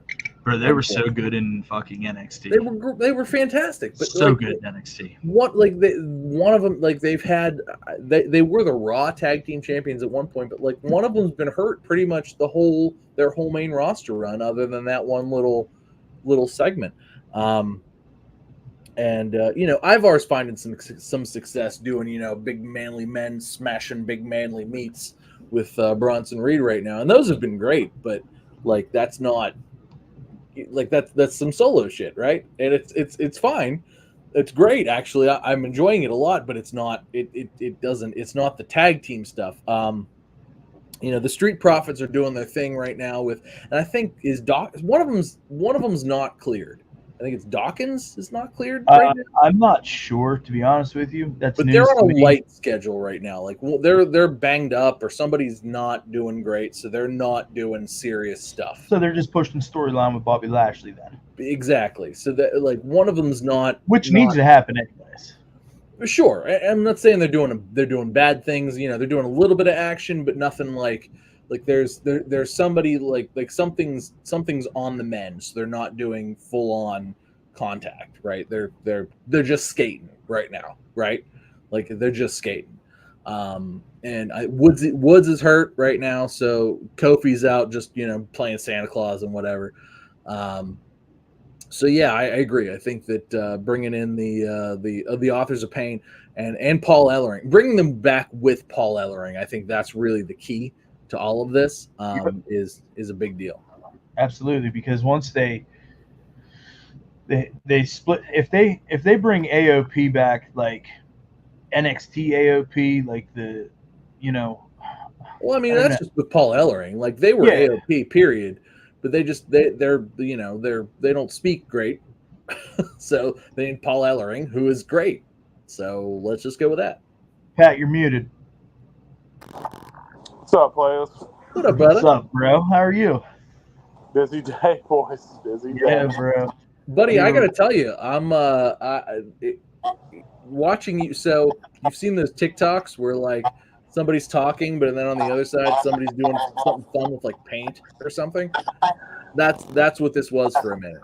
It was like Walt and I were talking, but you're like doing your thing, and it was interesting to watch you. But like Walt and I were talking, so I hope that translates as well as it did for me. I just realized if you look at my face when I shaved, I'm way down here, way up here on this side, and way down here on this side. I guess. Well, that's what happens whenever you come into a video chat with two very well manicured beards. Yeah, you guys are a lot sexier than I am. We mark that shit out, so to speak. We mark it, and then we go, and it's I mean, it's a thing, you know. Walt knows the only reason I shaved is because my boss was coming in. That's the only real reason. True story. So, hey, is MVP really going to be like an actor for something that I just read today? Yeah, I guess. I guess he's doing some kind of movie spot. I haven't really looked into it. I saw the thing. It flashed on a TikTok or some shit that I was watching the other day. Yeah, I mean, he's hurt right now. I think his hip's pretty fucked up. I mean, he's only 60 years old, so yeah, there's that. Is he that old? Is he really that old? No, but I mean, he's 50, I think. Hold on. Now, did you guys go watch that? I'll tell you right now. That wrestling movie with the Texas tornado. You know what I'm saying? The Iron Claw. No, that's what it is. Yeah. You guys watch it yet? No, he's 50. Yeah. Tom, was it good? Oh no, I haven't seen it yet. I'm gonna go see it. So my girlfriend has COVID, and we're gonna go see it once she's okay. Is your new girlfriend hot? I mean, I think so. I fucking love you, bro. I mean, I think so. I'm not, but no, she's got COVID, so we're gonna go see it when it just came out today. I mean, I haven't seen it yet. I don't even know when it came out. It came out today, so I mean, I bet I've asked Walt 10 times if he's seen it yet. You know, I've been. It came out. I worked, and then I played Mario Kart with the kids, and now I'm here. I mean, out on the dating scene banging again. No, I mean, Ashley and I've been together. I've been with my girl for a little while now, so it's not that new. But yeah, no. I talked to you, you were getting a divorce, and Walt said, "Don't talk much about it because he's getting a divorce." Yeah, no, don't talk about it. That was the thing at the time. Don't talk about it. But no, it's fine now. No, it's good. Yeah, no, I wasn't on the scene for long. I was just like, how about you? No, handsome motherfucker. You know what I'm saying? Well, I mean, look. I talked to like a few other girls. I talked to them, and it was like, man, this isn't interesting. And then this one was just like, here's the list of concerts I'm going to, and I was like, I want to go to almost all of these. And she was like, let's go to dinner. And it's been great since then. And we went to a bunch of concerts. And so yeah, and she's a wrestling fan too. So we will go see the Iron Claw. But like we've got Christmas to go to, but like it'll probably next week we'll just go because I'm off all week. I got a new job. I'm very excited about it. Oh, really? Next year, and I haven't had a week off in 5 years, so I will be taking a week. The week between from now until January 2nd, I don't work. I'm unemployed. Like a lawyer? Huh? Aren't you like a lawyer? No, I'm kind of. So I do I do 401k legal work, but I'm actually sort of shifting into not so much the legal sense as much as the like administrator sense. Because I've done all the legal stuff, and so now I'm a great administrator because I know how to screw up. Next year they're going to take away my 401k. Should I be like in a Roth 401k or the other one, or what's up? I won't take any of your 401ks. If you want to go into Roth, please do. That way that your money can grow tax-free. That being said, we're going to talk because I don't trust many people, but I like you. So okay, yeah, we should talk about that. That's okay. We should, because we need to like retire someday. Hey Tom, turn your speakers down a little bit. I'm getting some feedback from fucking Pat. Hold on. We got you. Do I need to turn it down? You might need to turn it down. Is that better now? Better now. How about now? Better. It's a little bit better. I even tried messing with some settings on everybody's end. I don't have any echo. Yeah, I'm getting it. Okay, I don't have any. So you're like an attorney, lawyer type guy, and you haven't taken weeks off for how long? And like you went to college, and me and Walter like weeks off a year, like. No, see, that's the thing is that like once you're important, they just give you all the work to do, and you're just like the guy. And it's like, well, we can't like, so they just ask you constantly. I'm the guy. Yeah, well, I'm just saying, like, they just ask you, and like they continue to ask you, and you never actually get to not work, because if you don't work, you'll just be buried. You just never. I know that every time I take a week's vacation, I take 12 days for 1 week. 11. Oh, that's right. It's 11. You're right. I'm on one right now. 11 days off for a 1 week vacation. That's how we roll. Yeah. I should do that. You should. I should. I mean, I'm gonna now. Listen, I'll explain it later how it works, Tom. That it's perfect. I'll explain it later. Hey, Pat, listen. We need you right now. So, a couple of weeks ago on the main show, we talked about whether or not Kurt Angle had a better overall career than Bret Hart. Okay, so here's the thing. Hold on, just wait. So Derek and Tom both think that Kurt Angle had a better career than Bret Hart. All right, now wait. And then me and a listener of the show who happens to be an employee's husband, so you know who that is, agrees with me that Bret Hart was better than Kurt Angle. We need you to break this tie. Well, I think that Bret Hart's career outside of WWE really wasn't that good. Well, no, because he got kicked in the fucking face. Right. So like, hold on. Walt doesn't get to hold on. Disregard what Walt just said, because he does not get to like fucking Goldberg, bro. He does not get to poison the well. On I have my opinion on this too, so it's okay. Go ahead. He's not going to. Number one, I've met Kurt Angle and I love Kurt Angle, so this is going to be a tough one. But this is bias right here. I do like the best there is, the best there was, and the best there ever will be. I do too. So that saying in itself could throw this up, just because that's like a saying that you never forget, but you also never forget you suck, which stuck with him forever, you know? So it's like, if you go off career, I think Kurt Angle had a good career in all of his genres, right? Like, even when he was the GM, he did a great job as GM at WWE. You know, like he was good in TNA, but Bret Hart trains people, and Bret Hart had Owen Hart and the Hart Foundation, and I think it's close, really close to a tie. A tie? You can't. Oh, way to take the high road. I'm not done yet. I'm not done yet. Hold on. Really close to keep going.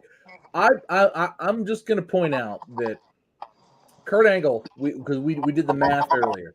Kurt Angle showed up in 1998, and his last match was in April of 2019 at WrestleMania. And everything Kurt Angle did between 1998 and 2019, in my opinion, was fucking gold. So if we're pointing that out, we're talking 21 years of absolute brilliance on television. Absolute brilliance. And he won a gold medal with a broken freaking neck. And he won a gold medal with a broken freaking neck. Bro, that's not fair. But You talk about me poisoning the well? like, here's the thing though, like you take all that 20-year career, they still say sharpshooter from Bret Hart. They still say the best there is, the best there was, the best there ever will be. They still talk about the Hart Foundation. Boom, bitch. You know, the Harts still train wrestlers to this day. I like Tom and I like Walt. I like Derek. Oh, gosh. I'm going with Tom and Derek. Oh, that's bullshit, bro. All right, baby, let's go. Yeah. I mean, it's just it's hard to like. It's hard to. It is hard. It's hard to dispute the career. He retired early. Look, if Goldberg, I'm saying too, if Goldberg didn't kick Bret Hart in the head, and Bret Hart continued to have a run and continued to be the excellence of execution for 21 years, if he had 21 years on television of the excellence of execution, I think it's Bret Hart hands down. But he didn't have it. It just didn't happen. Or he sucked in WCW, I think. It's like, okay, listen. And just kind of sucked. Listen, I'll give you guys the benefit of the doubt. Okay, you want to know who really ruined Bret Hart's career? Vince McMahon. Yeah. Okay. Or did Bret screw Bret? Bret did screw Bret, but Vince screwed Bret far before Bret screwed Bret. How many years did he wrestle after Owen died? Like 5 or 6. Yeah. He was never. Because that happened in '99. Who could be the same after that? Owen happened in '99, but he was already gone. He was already in WCW getting fumbled like a fucking hot potato. At that time, Owen was actually becoming better than Bret. Like. Oh, no question about it. Not at the time that he died, though, because he was a fucking joke. Yeah. He's the Blue Blazer. In fact, the DX segment where they make fun of Owen, I mean, you can't see that segment anymore because the rest of them were in blackface, but they made fun of Owen. The great peacock castration. Uh-huh. I mean, it's not like you can't find it on YouTube. Like, are you guys going to keep talking for a while? Because I really want to go clean my grill and get the heck out of here. Yeah, man, we'll be here. Just text me. Just text me. All right. I'm glad we got that out of him. Me too. Actually, I'm glad we got the definitive answer. I knew time was of the essence, right? And it's like I needed you to get somewhere. Listen, that feedbacky as fuck. I think it's because he had the phone real close to his face. Like I apologize to the listeners if that shit comes through, but I was riding a fucking struggle bus. I was trying to adjust every setting I could, bro. I think it sounded okay. He was a little low at the end there, but because I was trying to. That was me. He was a little low at the end because I was trying to eliminate the feedback. I thought it was coming out of his phone speaker. It was a whole fucking thing, bro. Yeah, that's okay. I understand. You're doing sound over there. Yeah. Oh, yeah. What else we got to talk about? I mean, we can talk about whatever the fuck you want, bub. You know what I'm saying? Like, that's the joy of a Freestyle Friday. It really is. Man, I hope AEW is good. I hope this devil thing pays off. I really do. Like that's the biggest story in wrestling right now, right? Is that how fucking just god awful this is gonna be?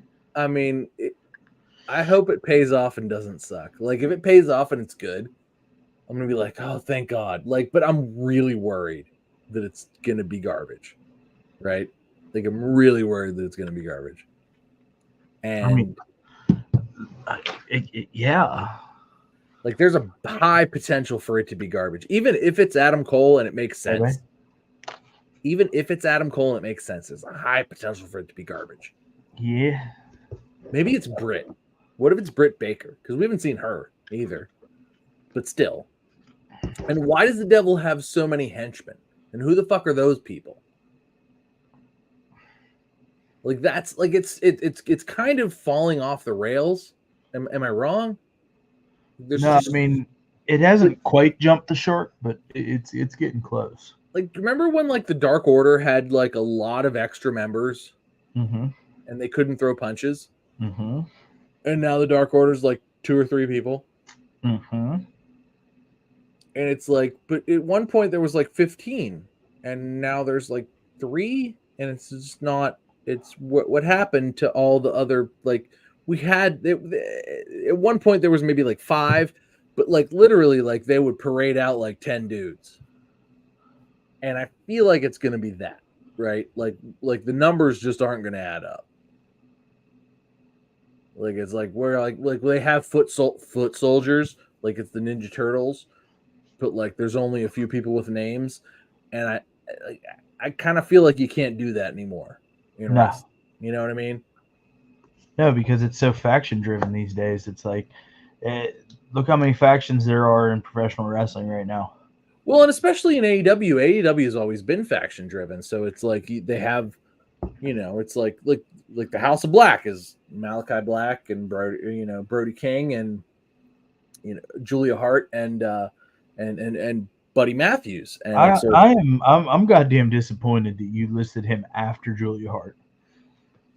Julia Hart is the bigger star on television than Buddy Matthews. She holds a title. Buddy Matthews does not. Okay. And now everybody holds a title. Honestly, everybody holds a title in AEW, but Buddy Matthews does not. Well, then that makes him different then. Also, Daddy Ass and the Acclaimed are still the Trios champions. When was the last time we saw them? It's been a few weeks. It's been more than a few weeks. Maybe been a month at least. Like, there's just so many titles that like the people with titles we forgot they existed. Like they're one of the biggest draws for AEW television. Yeah, but this tournament's got me. I'm sad that it's coming to an end. What? This tournament. I mean, they'll figure something out. They've been great wrestling matches. They've been good wrestling matches, but at the same time, like you can't tell me the end of this tournament's not going to be a wet fart, though. I mean, the match will be good. They just had 2 guys who had 0 points wrestle each other. Well, yeah, they had to in the construct of the tournament, bro. I understand that, but like it's called continuity. We just complained about them not having any continuity.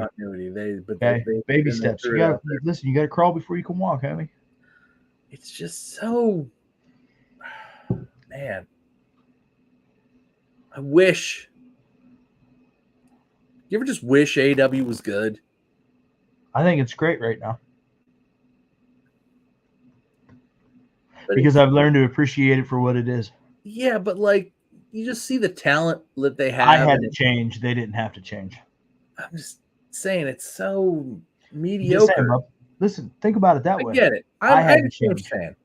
Buddy, I understand what you're saying, but at the same time, like your optimism for the product is not going to get it a new TV deal.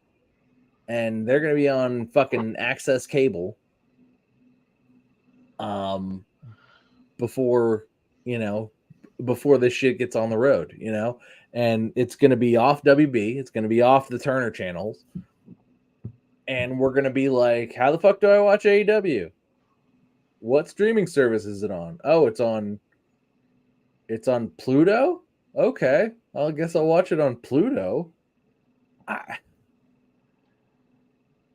just don't know what.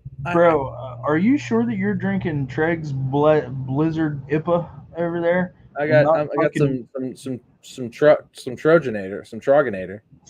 You're not sipping on that Haterade down there? I watch the show. Like I watch the show every week. It's just not like what happens when I'm just saying what happens when WWE is on TNT or TBS and they say, nah, you can't, we don't want any, like, you can't put other wrestling on. Like, it's just us. And they're like, well, fuck, you get 2 million views a week, so all right, whatever. Sorry, little 500,000 show. Fuck off. Go fuck yourselves. These guys got fucking 3 shows and don't bring 2 million viewers. Right? It's not. It seems unsustainable at this point, and I'm kind of an expert of watching houses of cards start to fall. And I feel like the house of cards is starting to get a little shaky. Now, here's the thing about this, is that Tony Khan's a billionaire and he can continue to just dump money into this willy-nilly and it doesn't matter. Like, he's got more money than he needs to. It doesn't have to turn a profit exactly, because everything else he does turns profits. This can be his pet project, and that's great. But at some point, somebody's going to say, all right, enough's enough, and it's time to stop. And that's not going to be his call. And, oh, no, Daddy's going to definitely make that decision. And we're that's a lie. The network's going to make that decision for me. Yeah, listen, I think that I'm quoted in saying that on the show a couple of years ago, a year and a half ago maybe, where it's like, hey, Tony Khan's not going to quit on AEW. The network's going to quit on Tony Khan. Yeah, and I'm kind of thinking that we're getting close to that. Like, I mean, maybe he'll end up on FX, or is Spike still a thing? Is Spike TV still a thing? No, I mean, there's got to be some sort of like, right? But they're getting ready to sign allegedly there's a merger in the works between Warner Brother Discovery and Paramount Pictures. So then Warner Brothers Discovery, if they bring in WWE, would also own Paramount, which also owns what would have formerly been Spike TV. So I mean, that kind of. And I mean, maybe AEW ends up on Paramount Plus for a little while as a Paramount Plus exclusive. And honestly, Paramount Plus sucks. So like, they need something to get people to subscribe to it. AEW is not the ticket to get subscriptions. It might be more than. You'd have a better chance of fucking getting subscriptions and buys with fucking NWA than you would AEW. Really? Wow. Well, I'm just saying that's a property that people are used to subscribing to pay for, right? Yeah. Like, I don't know that you're gonna get any wrestling fan to shell $9.99 a month to exclusively see AEW fucking television. Well, without an on-demand library to accompany it. Well, maybe not exclusively, but I think with. So I don't. Do you subscribe to Paramount Plus right now? Because I don't. No. So I have for a moment in time. I feel like I did for like a couple of months, because they've got Paramount is like they've got Viacom, so they've got Nickelodeon and Comedy Central and MTV and all that shit too.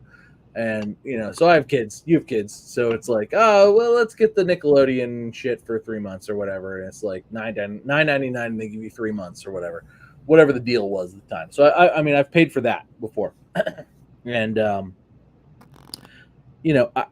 I can't say that there's really like, they've got like a lot of old 90s movies on there, because like Paramount has you think of the mountain with all the stars around it, and it's like, well, that was there's a lot of 90s movies there, and they've got all the Nickelodeon stuff too, which is cool. And the kids like that, so they used it more than I did. It was more of a, like, Damien was like, "Come on, Dad, $9.99, 3 months. Just let me watch a bunch of SpongeBob." All right, fine. But it's sort of a like short-term kind of thing.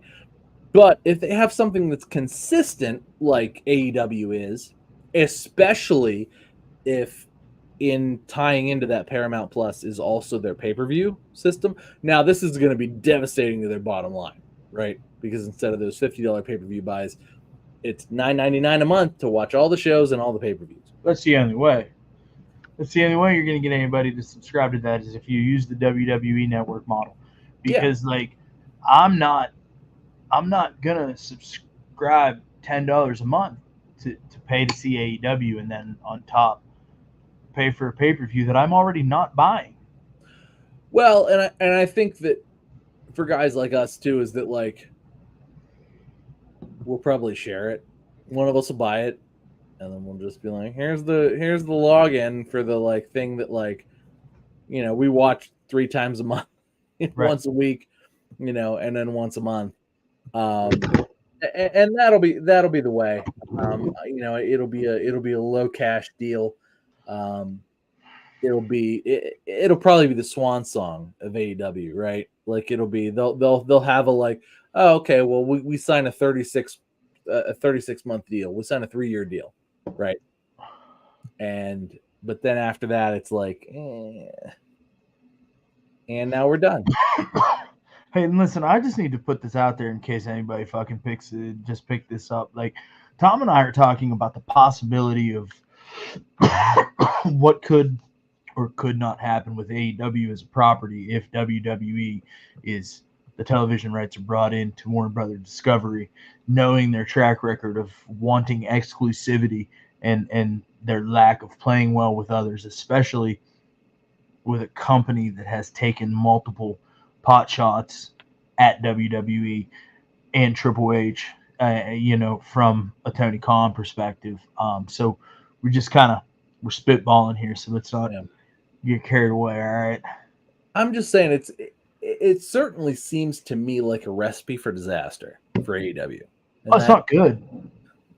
They seem to be now in the weakest point maybe that they've ever been. And have you started listening to Strictly Business with Eric Bischoff on Wednesdays like I asked you to? Yeah, occasional, okay. on occasion. Yeah. Okay, so like, I don't know if you caught the one that they were talking about WWE possibly going to Warner Brothers Discovery, and exactly what we're talking about now, how they don't play well with others. No, absolutely not. And things like that, and one of the things that John Alba had said was that he was on a financial call, like a quarterly earnings call or some shit. No, that's probably not right. I don't know. It was some kind of media call with Tony Khan, and he asked him a question about Ring of Honor as a television property. And Tony Khan goes off on this tangent about media rights in general and how, you know, he's had conversations with Warner Brothers Discovery and that they, you know, they're great partners and they're this and they're that, and how Ring of Honor is definitely trying to be packaged in and this, that, and the third. Their deduction from his answer was that they feel like he's trying to package Ring of Honor and AEW as one entity, you know, similar to like WWE/NXT, right? Mm-hmm. But nobody wants Ring of Honor as a television property. Well, because there's just not enough there, right? Like, I mean, he's trying to sell it as a bunch of belts, and it's like, but look, we have all this talent, and it's like, but do you though? I don't know. It's. Remember when they made a big deal about signing Bandito? Yeah. Have you seen him? He's hurt. For 3 years? He's hurt. It's only been a couple months. He got hurt at like a AAA show or something. Right, but I'm just saying, it's like that. Then that's you sold my point. I know. At no point, like, you know, they made a huge. Oh my God, we got Bandito. Is Bandito cool? Yeah, he is. But they didn't use him for 3 years, and he got hurt 5 months ago in Mexico because they weren't using him on American television, despite him being a game changer. And his in-ring work is really good. It's great. He's great. Bandito is fantastic. Like, you put Bandito on television, and I kind of want to watch it. He's better than like everybody. Like, if they want to like push this lucha thing, put Bandito on television. Bandito is the guy. He is the guy who you're like, okay, yeah, They got a legend. They got Rey Mysterio over there. But you know, we got the future. We got fucking Bandito. We got Penta.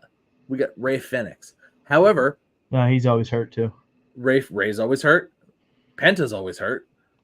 Bandito now also hurt, despite not being on Ring of Honor or AEW television in what feels like years. I just can't. There's this weird like power dynamic in AEW where like we got all these guys that are overexposed. We got Jon Moxley is overexposed. Chris Jericho is overexposed. The Bucks are hurt and they're overexposed. Kenny Omega's always hurt. He's overexposed. Adam Page comes and goes as he pleases. And at this point, he's like, okay, it's great. Like, it's great when he's there and he's doing his best work. But, like, sometimes he phones it in and it sucks. Sometimes, like, he's just not there for a long time. And he's only there, even when he's there consistently, it's only, like, every third week. They need some consistency. They need a top guy. And, like, they've got MJF. And MJF's on all the shows now. But even MJF's, like, he's by himself. It's like him and Samoa Joe. Do we want to talk about that? Yeah, let's talk about that. So, MJF did an interview not too long ago, a couple of days ago, saying that, you know, hey, like, I would absolutely love to stay in AEW. But, you know, I have not re-signed, and I'm going to entertain the offers that come across.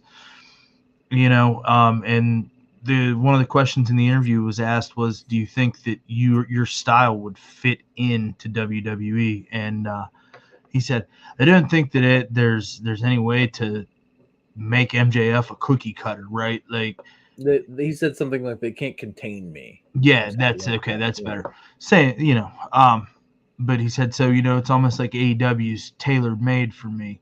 The belief within WWE is that Max has already signed an extension. I've heard that through the so to say that's the belief within WWE, I feel like that's what WWE wants to put out there. And I think that that's more true now than it's ever been, because just the day before Survivor Series, they downplayed the Punk thing so much that we, as even like smart fans, were like, he's not gonna fucking be there. And yes, so I think that WWE is certainly playing that to a sense of like, they want, when MJF shows up, they want that to be unbelievable. They want everybody to be like, oh my God, I can't believe it. Oh my God, I can't believe it. And I think CM Punk showing up is the ground floor of that, right? Because CM Punk, like, let's be fair about this. He is not the future anymore, right? Like, this is his retirement run. This is the end for him. And Phil Brooks is what, 45 years old? 46 years old? Yeah, he wants to make sure that I think he's like 47, if I'm not mistaken. Yeah. Sure. I'm trying to work on something over here, so I'm not going to look it up because my internet's still lagging. He's closer to 50 than, you know, than he is to his prime. So, you know, and they kept that a secret, and it's been huge for them. Now, that being said, you know, here we sit. MJF is he's 26 years old. He's the future. He's the future of wrestling. The guy clearly gets over everywhere. He can't not get over. He's over. He's special everywhere he goes. He'll be special in WWE. He'll be special everywhere. He's that type of talent. Doesn't matter that he's only 5'10". It doesn't matter. He's special. They'll put him in the ring with AJ Styles. They'll put him in the ring with Kofi Kingston. They'll put him in the ring with people who are not only going to make him look like $1 billion, but they're going to put him in the ring with people who can go toe-to-toe with him on promos, and just like, he's going to be special. So of course they're going to keep it a secret. Of course they want you to doubt. They want him to coming out there. They want it to blow the asshole out of the internet wrestling community. When he walks out there, they want that to get a million, billion, kabillion views on YouTube. That, like, think about what happened with CM Punk's on his way out. This is his retirement run, but his YouTube that was the most viewed thing on sports thing on YouTube ever. It's the most viewed thing that's ever happened on YouTube that wasn't a music video over a long period of time. That's what they want for MJF. They want to do the same thing, and they're going to do it. So of course WWE is not going to say anything, and they're gonna trickle that rumor out there. Oh, those talks died. Those talks died down. Now, for MJF as a human being, he doesn't want that to die down because he wants that number to get bigger and bigger and bigger. So he's gonna say, we'll see what happens. And he's under, I'm sure, under some sort of a hush clause from everybody else. Don't say to anybody, we're still under discussion. Don't you dare. Don't you dare. But also, if they take the title off of him, they're worried about that. So everybody's playing a card game right now, right? Everybody's playing their hand, and they don't want to show their hand yet because everybody's still playing poker. And we're going to figure out what happens. And maybe he'll go to WWE. Maybe he'll stay in AEW. I don't know. But everybody's keeping the cards close to their chest right now. And I wouldn't believe anyone. No, I think that's fair. I really do think that's entirely fair. But I don't know, man. Like that, I think that's what makes it fun. Is absolutely it's fun. It's we so fun. Look at it that way. Let's keep this up. Let's go with this. This is so fun. This is what makes wrestling great, right? Like we haven't had this in 20-some years. This is what makes wrestling great. The other thing the thing that looms large, though, right, and this will kind of put a bow on everything we've been talking about. MJF leaving AEW is kind of the final nail. Oh my God, it's the nail in the coffin. They can't. What are they going to do? Put it on Adam Copeland? I mean, they're going to put it on Samoa Joe, and they'll have him. Thank you, Adam Copeland. That's it. That's it. You're right. It's there. It's a death knell. And it's like, I know I've said this a million fucking times on this program, but Tony Khan's trying to do the Eric Bischoff model of selling nostalgia, but making it new again. And he just can't fucking do it.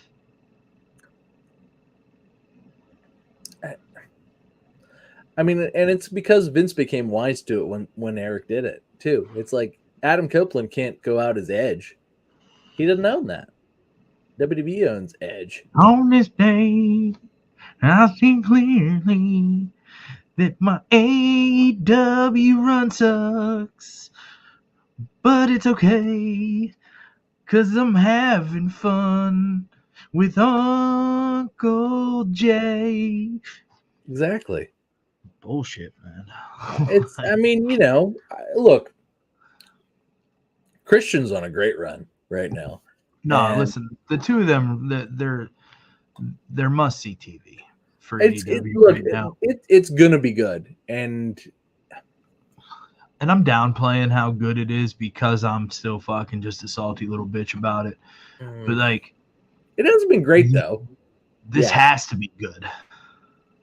I mean, but it hasn't been great. It's been fine, but it hasn't been great yet. It hasn't been, like, that good. It's been okay. Like, I'm going to continue to watch, but, like, we're going to need to do something here because I feel like it gets a little kind of nothing, a little bit. So, we'll see. This is bullshit. So, I wanted to do something fun to end the show, right? Like, I've been, like, trying to find, like, just silly like wrestling TikToks that we could put on the screen and just, kind of shoot the shit about, laugh at the moments or the promos and talk about fuck. Escobar. It just don't fucking work, bro. I like, again, my favorite. So if only Carlito didn't get hurt. He was talking about people getting hurt. He was like, it was not blah blah blah blah. It was Santos Escobar. I want that. I want more of that. I want that. That was a meme for a minute in wrestling TikTok. Oh, bro. Speaking of, how about my wife meeting Joaquin Wilde this week, huh? That's fucking crazy, dude. That's amazing. I love that. Like, he's got the whitest. Listen, she told me about it like 3 weeks ago. Oh yeah, for sure. She told me about it like 3 or 4 weeks ago. And I was like, oh, that's really cool. And I forgot all about it. And then like I'm just sitting here, my phone goes, wham. I look down, there she is. And he's got the hat. And then you brought the hat, which I like. And then I look down, I've got an autographed picture of him. That's very awesome. Cool. He's fucking great, by the way. Like, he's really good at wrestling. Yeah. Like, you want to talk about like a top tier modern day luchador? He's fucking great. They're really good. And Legado del Fantasma they were my favorite faction in NXT when they were cooking on all cylinders, and they clearly brought them all up to the main roster because they were so goddamn good. They absolutely all three deserve to be major WWE superstars. We were talking about tag teams earlier. They need to be in that mix because they're so good. I don't know if they can talk per se, but like let Zelina Vega talk for them. It's fine. And like let's fucking go. Because let's go. Yeah, let's fucking go. Like Santos Escobar can talk for himself. That's fine. He's good enough to do that. I hope that they do end up bringing Humberto and Garza up to be with Santos Escobar, right? Give those boys a chance. Well, I mean, and they're also Carlito's cousins, right? Like they're related. Am I wrong in that? I don't know. I felt like they were, but I mean, I guess they're not Colognes, but I thought they were related. I don't know why I thought they were related, but maybe I saw like them call each other cousin. Everybody's cousins, though, apparently. Yeah, kind of like the Usos, bro. Exactly. Yeah, no, that'd be great. That'd be fantastic. But no, Legado del Fantasma. Let's go with that. The Legacy of the Phantom. Oh my God, so good. Let's just do it. Yeah, I'm into all of it. I mean, I've been into Santos Escobar for fucking some time. Like I know, I love the whole faction. When you and Derek were fucking shitting all over it early on, and I said, no, this has legs, my friends. Santos Escobar. You just need to wait. Just let it fucking happen. All right, well, it's happened. It's great. I was wrong. Fucking, yeah, I'm happy. I'm so happy. I just wanted to hear you say it. That's all. I'm so happy to be wrong. Like, it's great. I love when I'm wrong and things are great. Like I know, it's hilarious. Pat jumps in and he says, "Oh, look, I cut my beard too low." Yeah, it's because you fucking just strolled into fucking a video podcast with two fucking just handsome bearded fucks. We are looking good though, by the way. Like I just got a fresh lineup. I've been looking back over the last year. You and I both have become very svelte, and our beard game is up, and our body game is up. Like we're looking good. You're looking lean. You're looking as lean as I've ever seen you. I feel good, Bob. I feel you look good. You look good. I'm gonna keep it going here. You should keep doing what you're doing. You're looking good. Fucking into it. You know what I mean? Yeah, I mean you're doing your thing. You're looking good. You're feeling good. Great. That's all that matters. That buddy. That's all I want. I want you to look good. I want you to feel good. I'm here for that. Listen, I'm beating motherfuckers off with a stick, bro. You know what I'm saying? I'm a good looking fat man. You're not even that fat of a man anymore. You're just like a kind of a normal looking man. So I'm still boo boy. I mean, you're bigger board than me, but you got some your height. You got some you're saying, look, when the two of us walk into a place, people go, look at them motherfuckers. Them is some good looking motherfuckers right now. Speaking of, we need to make the Royal Rumble a fucking thing. That's for certain. I can't fucking wait. I love the Rumble. It's my favorite. Listen, we'll see if we can get Pat up here too. You know what I'm saying? Yeah, let's go. Go back to Archie's. Get some Yeah. wangs. Yeah, big wangs. Make it a goddamn party.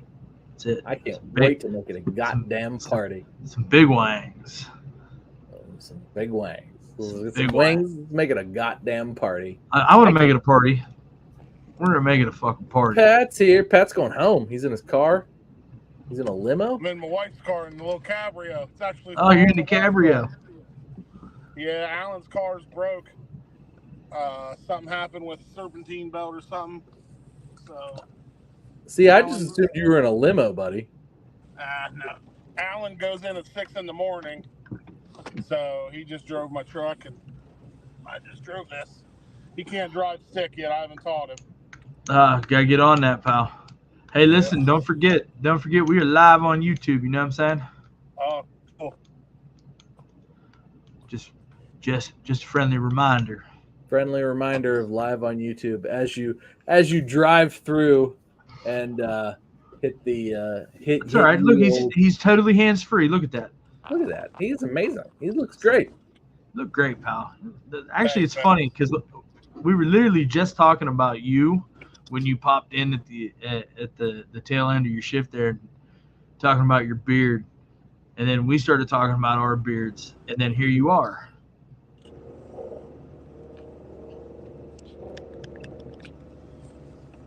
Looking good, brother. Really good, pal. Can you hear us? Yeah. Can you hear me? Yeah, I can hear you. Absolutely. We're about to close it up, but We are about to close up shop.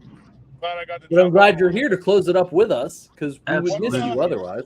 When's my boy Cody gonna get a championship? WrestleMania 40, When's that? Next year? April. April. Think he's It's gonna got to win the Royal happen, right? Rumble? I didn't know how that's going to work out yet. I think Punk wins the Rumble. That's what I think. I think Cody gets the Roman in a different way. I mean, it's got to be. I mean, it's got to be the Roman chamber, gonna right? Retire? What's Is that, Pat? Is Roman gonna retire? So I'm glad that you brought that up because I had shared an article in the group, and no sooner did I hit send that it magically got pulled off the internet that this had been said that Roman was going to lose at WrestleMania 40 and just be gone. But as soon as I sent it to the group, it went away, and Pat and Tom was like, that's shady as shit. That's not real anyways. Fucking sounds stupid. It does sound stupid. I don't think that's happening. What's he gonna do? What's Roman gonna fucking do? He's not a Rock. He's not a superstar. He's not the Rock yet. Not yet. The Rock. I mean, look. I do think. Bro. Look, I do think that Roman goes away for a year. Okay, I think Roman goes away and tries to make his name as a Hollywood star. Tries to get into some. But at the same time, I just don't know that. I don't know. We'll see. I mean, he might strike gold. Maybe he's the next Aquaman. I don't know. Maybe he's Aquaman. I mean, he would be a sexy motherfucker. He'd be a great Aquaman. I mean, he'd be a great Aquaman. He'd be a great. I mean, maybe they cut his hair and they give him a shave. Maybe he'd be a great Superman too. He could be whatever. I want that other guy to be Superman. The guy that is now, he's the best. Henry Cavill? Yeah, I like him as Superman. I mean, he's out though. And then I also like the guy that's in the TV series as Superman. That Superman and Lois, that's a pretty good show. Yeah, but still, it's like Roman could be like the movie Superman, and he's cheaper than Henry Cavill. You think so? You think he's Oh, cheaper? absolutely. Like Roman's gonna be like Henry Cavill's like it costs $40 million to get him, but like I mean, he played Jesus, didn't he? no, that was Jim Caviezel. Oh, Way okay. different. Oh, We have not seen Jim Caviezel in 20 years. swing and a miss. We've not seen Jim Caviezel in 20 years. Jim Caviezel is the epitome white boy that too, which is really weird. So I don't want to get into this about Jesus being not a white guy from like fucking Detroit, but still, Cody wins the chamber. I do think that Cody wins the chamber. Hey, so listen. Can I interrupt you before you get into this? So you remember the story I told earlier about my Christmas party and getting cornered on the Bret Hart debate? Cody wins the chamber. I mean, I think that makes sense. I really do. I think it makes sense that Cody wins the chamber. Also, because here's the thing, and hear me out. So the way Cody won the Rumble last year was he came in at 30. The biggest bullshit ever. It was bullshit, but it was a great swerve because he lost at Mania, right? Like it was just it seemed too good to be true, right? It seemed too much nonsense, and we threw the Rumble away for that. But I think this year, Punk comes in at like, I don't know that he comes in at number 1. He probably comes in at like 15 or so, and then like lasts until the end. And it's probably him and like I don't know. He's probably like him and Gunther, like at the end. And I don't know. I feel like you have Punk win the Rumble and have him face Seth. It doesn't matter if he beats Seth or not. It really doesn't. Like he either beats Seth or he doesn't, and it doesn't matter. You just put him in that main event spot. But I think if you have Cody win the chamber, you have Cody like enter the chamber, third or fourth or so. Like you have him enter pretty early and have him last and like get the shit kicked out of him and be like, Roman, I'm coming for you. And I think that's really the like that's what you want. So and I think that makes more sense too. Truthfully. It sucks that like we kind of already know who the winners of both of them would be or should be or will be just based on money. But bro, okay, let's just fucking calm down. Okay, I want to calm down. I'm like, right. I'm right. Listen, you are right. All right, but like, why is it always got to be about this and that? Just stop.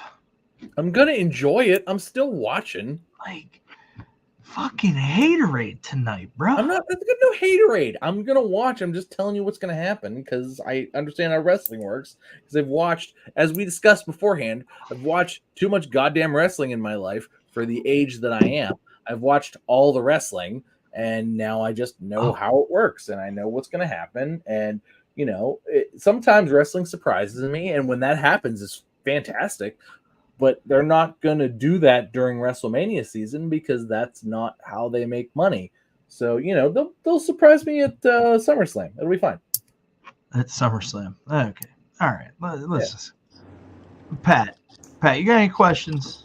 Yes. Has anybody ever won 2 Royal Rumbles in a row? Yes. Stone Cold did it. Shawn Michaels did it. Randy Orton did it. Are they going to let Randy Orton win one more championship to be the best ever? He needs 3 more. He's got 14. So he's got to. I do believe that eventually he will hit 17. I mean, he's going to tie Rick for sure, but I don't know that he'll beat him. He'll tie him. The first person that's going to fucking beat 17 is going to be Charlotte. Okay, it's going to be Charlotte. Yeah, there's no question about it. It's going to be Charlotte. Like Rick's already put that over. Like that's going to happen. But he also put Randy Orton over to be the one to do it. And I think that he absolutely should be the one to do it. and he just, I mean, he's volunteering the information, and he's got 10 years left in the tank. I mean, I don't believe that he wants to do this for 10 more years, but like, I mean, he seems to be having a great time. He's one of the fucking best to do it ever. I mean, Randy's phenomenal. I can't say that I've ever been disappointed in Randy Orton. Ever. No. I mean, I just think that Randy not even Orton, when he was banging hookers and doing blow. Like, that might have been the best version of Randy Orton. Yeah, I mean, listen, him and Tony Khan might have more in common than we think. I mean, I'm just saying. He's saying Randy Orton's going to save AEW. Randy Orton's going to save AEW. That's the truth. That's what Walt's saying today. That's not what I'm saying. That's exactly what you just But said. they might have made some beautiful music together had Randy Orton ended up there in the first place. Randy Orton's going to save AEW. That's what Walt's saying right now. I got a good question for you both. Okay. We're ready for it. Does Goldust, you know my answer, does Goldust deserve to be in the Hall of Fame? Oh my God, yeah. Absolutely. Okay, good. Yes. He's the best worker in the Rhodes family, and it's not even close. I would love no, it's not. And I would love as soon as he retires, which is probably next year. He's not going to go into the Hall of Fame this year, but I would love to see him as like a 2025 Hall of Fame inductee. And Tom, here's the better question. Do you think he'll actually accept it, considering how much shit he's talked in the last 3 years since he's been an AEW employee? Because his brother's there, and because they'll be like, Cody will induct you. I think he will. Yes, that's fair. I think at this point, I think if it was last year, no, but I think in 2025. If we're talking April 2025, I'm sure he's going to retire this year. I think he said he was retiring in 24. It's like he's supposed to retire from in ring at the end of 2023. He may have already had his last AEW fucking televised match, and that was a couple of months ago. Yeah, he's supposed to retire at the end of this year, I believe. And then it'll have been like 30 some odd years in the business, because I mean he's been active for 3 decades in 3 different decades. Right. So I'm just saying that, like, I think they let 2024 go. Clearly, they're not going to They're not going to induct him this year, but I think in 2025, once there's been a year, once he's spent a year away. Yeah, but he's still gonna be working in the office for AEW, as the head coach for the women's division, and that's fine. I don't think that's a problem. I think they induct people that work at other companies all the time. And there was a big to do today on the internet that Triple H has inherited the Hall of Fame inductees as part of WWE creative. So Vince has no say in that now, which I thought was very interesting that it hit the internet today, knowing that we're going into Hall of Fame season. So do you think that's something that Triple H would do, is just be like, hey, Dustin, I understand that you work for the other guy, but we want to recognize.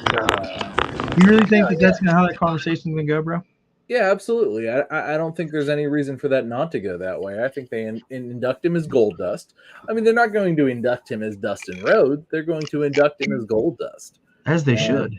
Absolutely, as they should. And they'll induct him, and they'll have, they'll have Cody do the intro, and then they'll have Terry come out too, probably, and give her a little thank you, or maybe they'll induct them together. No, you don't think they'll bring Terry out? See, I think she was a big deal. Like she was the. That's fine. I'm just saying that I feel like if they could work that out, they will. Are you sure she didn't die? She's alive. She's alive. She's very alive. She's very alive. Do you think he could retire from AWE, do the Royal Rumble one last time? No. And No. I don't see that happening. No, I don't either. That would be that would be the most shocking thing to happen in the Rumble if that happened. That would be the most shocking. SPM, if you got a question, throw it in the chat and we'll answer it. Yeah, dude, no, Pat, there's no, no, I don't see that happening at all.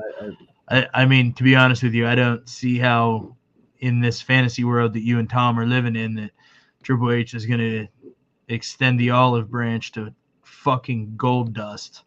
No, I think Goldust goes in. I honestly, I think Goldust goes in. I think Valvina. I think he goes in too, but he's not going in. He's not going in as an employee of AEW. It's not happening. I mean, we'll see. It's just not happening. All right, well, maybe they'll get Val Venus first then. Hey, you leave Sean Morley out of this. He's got some radical fucking marijuana views, and you just need to just understand that he thinks he's right no matter what. Yes. Okay. I couldn't have said that better than you did. Wow. Yeah. Listen, I don't necessarily disagree with his thoughts. I'm not saying he's wrong all the time, every time. He's wrong like 99% of the time. I'm just saying that, like, he's got some... Did Demolition ever get in Axe and Smash? Yeah, a couple years ago. Yeah, there it is. Okay. Yeah. All right, here's a good one. This is a good talking point, and we're going to agree to disagree on this one. Yeah, I saw Billy Gunn went in with DX while employed by AEW by a T-shirt. I think it could happen, especially if he's a backstage talent, and clearly AEW is not the threat that it hoped it would be. So, I think that next, I'm saying 2025.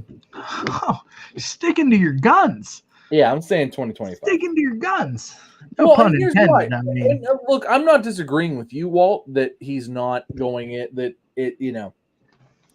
I'm just thinking that by 2025, AEW will be such a non-threat that whether or not Dustin Runnels is still employed by them, it won't matter, really, because, they'll be on access cable in Chicago and fucking, No, they won't be in Chicago. Fuck, Punk won't let they will. They'll be on access cable in, like, Chicago. And listen, we talked about that a couple weeks ago. Fucking Chicago is dead for AEW, bub. Okay, let's just... Is it ever? All right. And listen, I really think that you need to check the label on that beer can because you are fucking clearly still sipping on some fucking haterade around here. Aurora, Illinois. Like, I don't... Access cable. Just don't...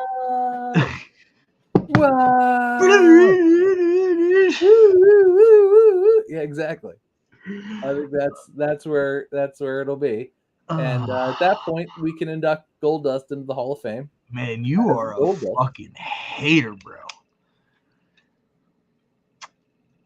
I just call it like I see it. Hey, look, if I'm wrong, maybe it'll be 2026. Maybe it'll be a whole extra year.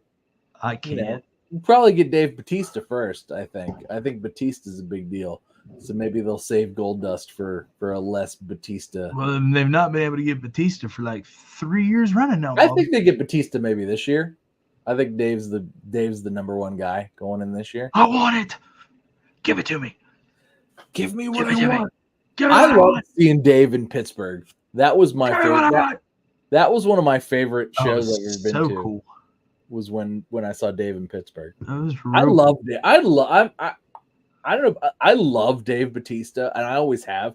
Even when he was Blue Tista and he was like getting booed, still loved Bautista. I love Dave Bautista is probably my favorite Ruthless Aggression guy.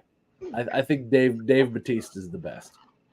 I don't know that it ever got better than Dave Bautista. Was Bautista in like Nexus or one of them fashions in the beginning? Yeah, he was in Evolution. Evolution. Yeah. Okay. Yeah, it was him and Triple H and Ric Flair and Randy Orton. Like he was the standout from that. Like that's what was it? Legacy? Is that the one that was DiBiase, Cody Rhodes, and yes, someone else? That was the Legacy. Yeah, because Dave's not a Legacy. Dave Bautista is the Evolution. Is there a year you think in the next 5 years that they don't put anyone in the Hall of Fame? No, absolutely. No. They're going to put No. Christian Too in the much Hall of too Fame. much money to be lost. to Christian's not put awesome. somebody in the Hall of Fame. Christian was awesome. He still is awesome. They're going to put him in at some point. I think Christian goes in. Once his AEW runs over, they're gonna put Christian in it too. No, he's killing it right now, pal. Oh my God, is he Him ever? and him and his best friend Adam. Yeah, they're not. Adam's not actually killing it, but Christian has been killing it, and Adam is his accessory at this point. Listen, How long does AEW be able to sustain a 2 shows a week and 3 shows a week and like touring? they don't tour. We were just talking about this, or like maybe this year. It's gonna depend. Like if they don't sign a TV deal, that's gonna be a hard sell. Like, what are they gonna go to Paramount Plus? Like that's where Walt and I are. Like, they're gonna be on a streaming service, and they're gonna have to drag the pay-per-views there with them. And I don't know that is sustainable for them. I mean, we'll see. What's the difference between Paramount Plus and Peacock? $5 a month.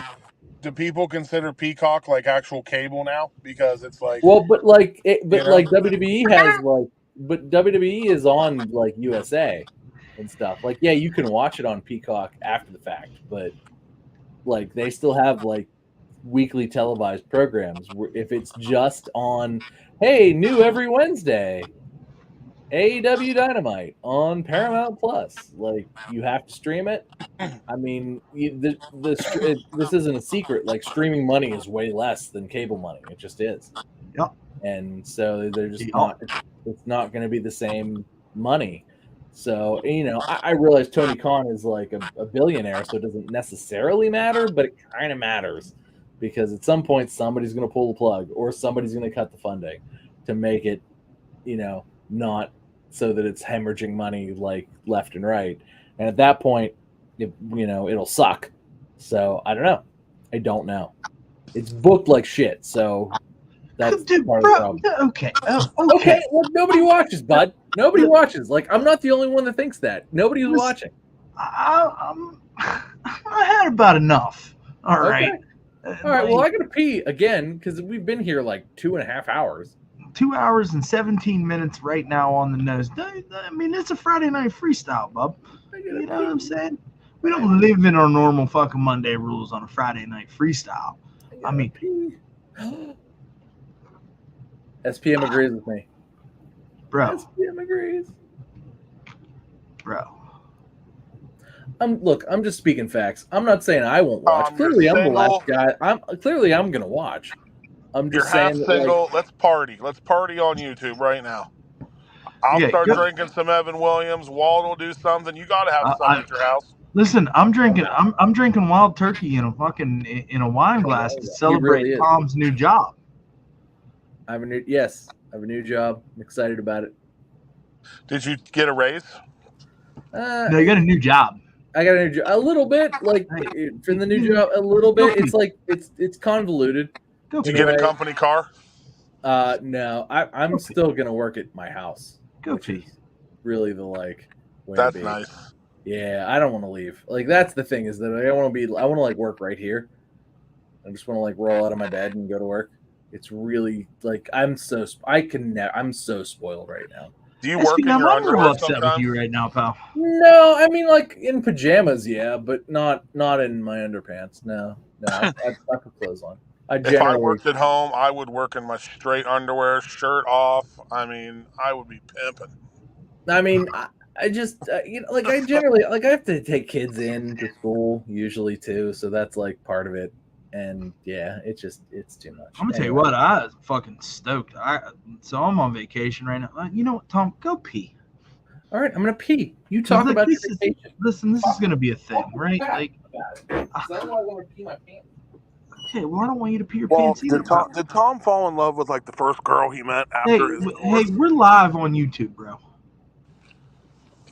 What's that have to do with anything? Okay, you can't talk about Tom. He's gonna see it. That's fine. You can. I'm just asking. Did he fall in love with like the first girl he went on a I date don't with? believe that he did. No, I believe that he met a very like-minded individual that suited his eye holes and his brain holes. And it sounds like Tom's genuinely fucking living his best life right now. I'm That's what happy I for want the to man. hear. Yeah, that's what I want to hear. That's what I'm Yeah, saying. I think that, you know, sometimes, man, you know, you hit that 2-1 count. You know what I mean? You know, I found it. Man, no doubt, no doubt.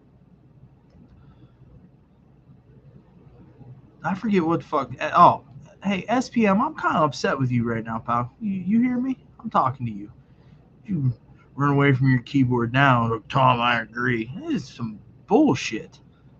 Okay, I actually did tell a story about you before you got here today. About cornering me at the Christmas party and saying, "Hey, man, I really need to talk to you about something important." I'm like, "Okay, what's up?" You're like, "Well, I want to talk to you about that Bret Hart and Kurt Angle thing. I made Pat break the tie. We lost, pal. We lost. Pat's a traitor. It's okay. I still love him. I still love him."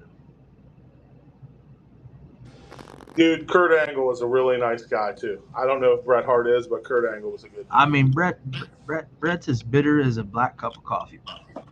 Okay. Um, he really feels like Bill Goldberg cost him his career, when in reality it was Vince McMahon. Hey, listen, SPM, I'm with you. He's the best there is, the best there was, the best there ever will be. Excellence, execution. You know what I mean? Like, that's my Why guy. can't Sean get on? Why can't he get on the streaming? I mean, he probably could. It's just I didn't ask him.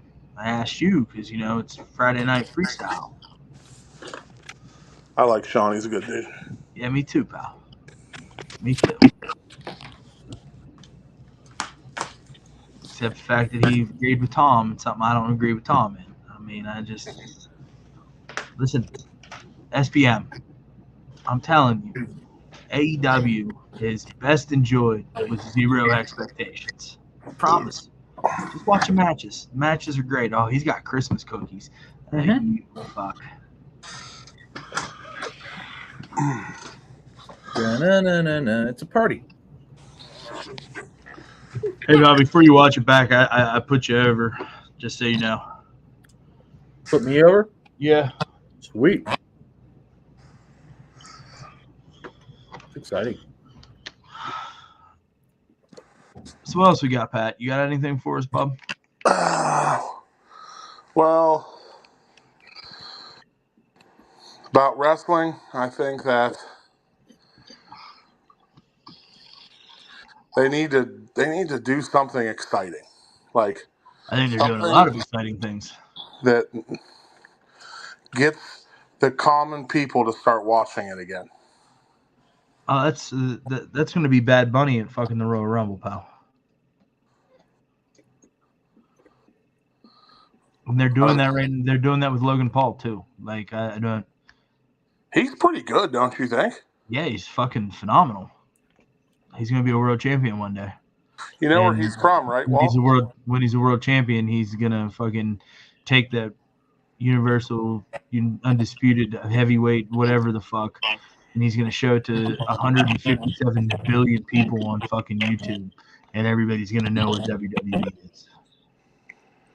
You know what city he was born and raised in? Yeah, he's from Cleveland, pal. I get it. Okay. I was just wondering if you remember. I get it. All right.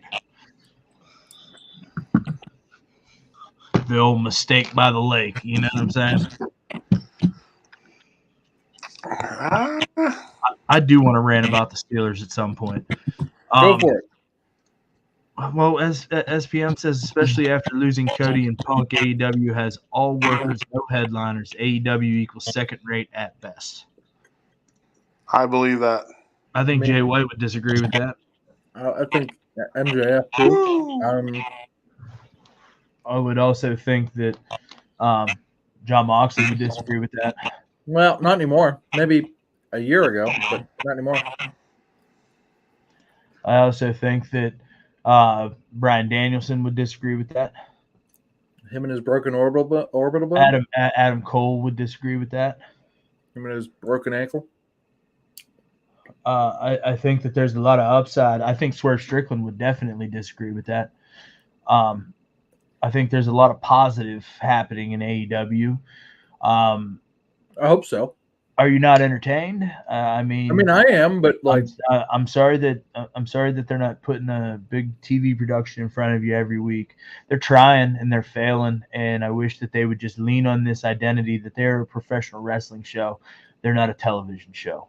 And they would stop trying to cater to both audiences, and they would worry about the audience that was inside of their four walls on that particular night like they used to, because those shows were so much fucking fun. The electricity inside of that building was phenomenal, but it never translated on television. And I think that at some point, AEW needs to decide if they want to be a sports entertainment property or if they want to be a professional wrestling property. Because right now they're trying to do both, and it's not working.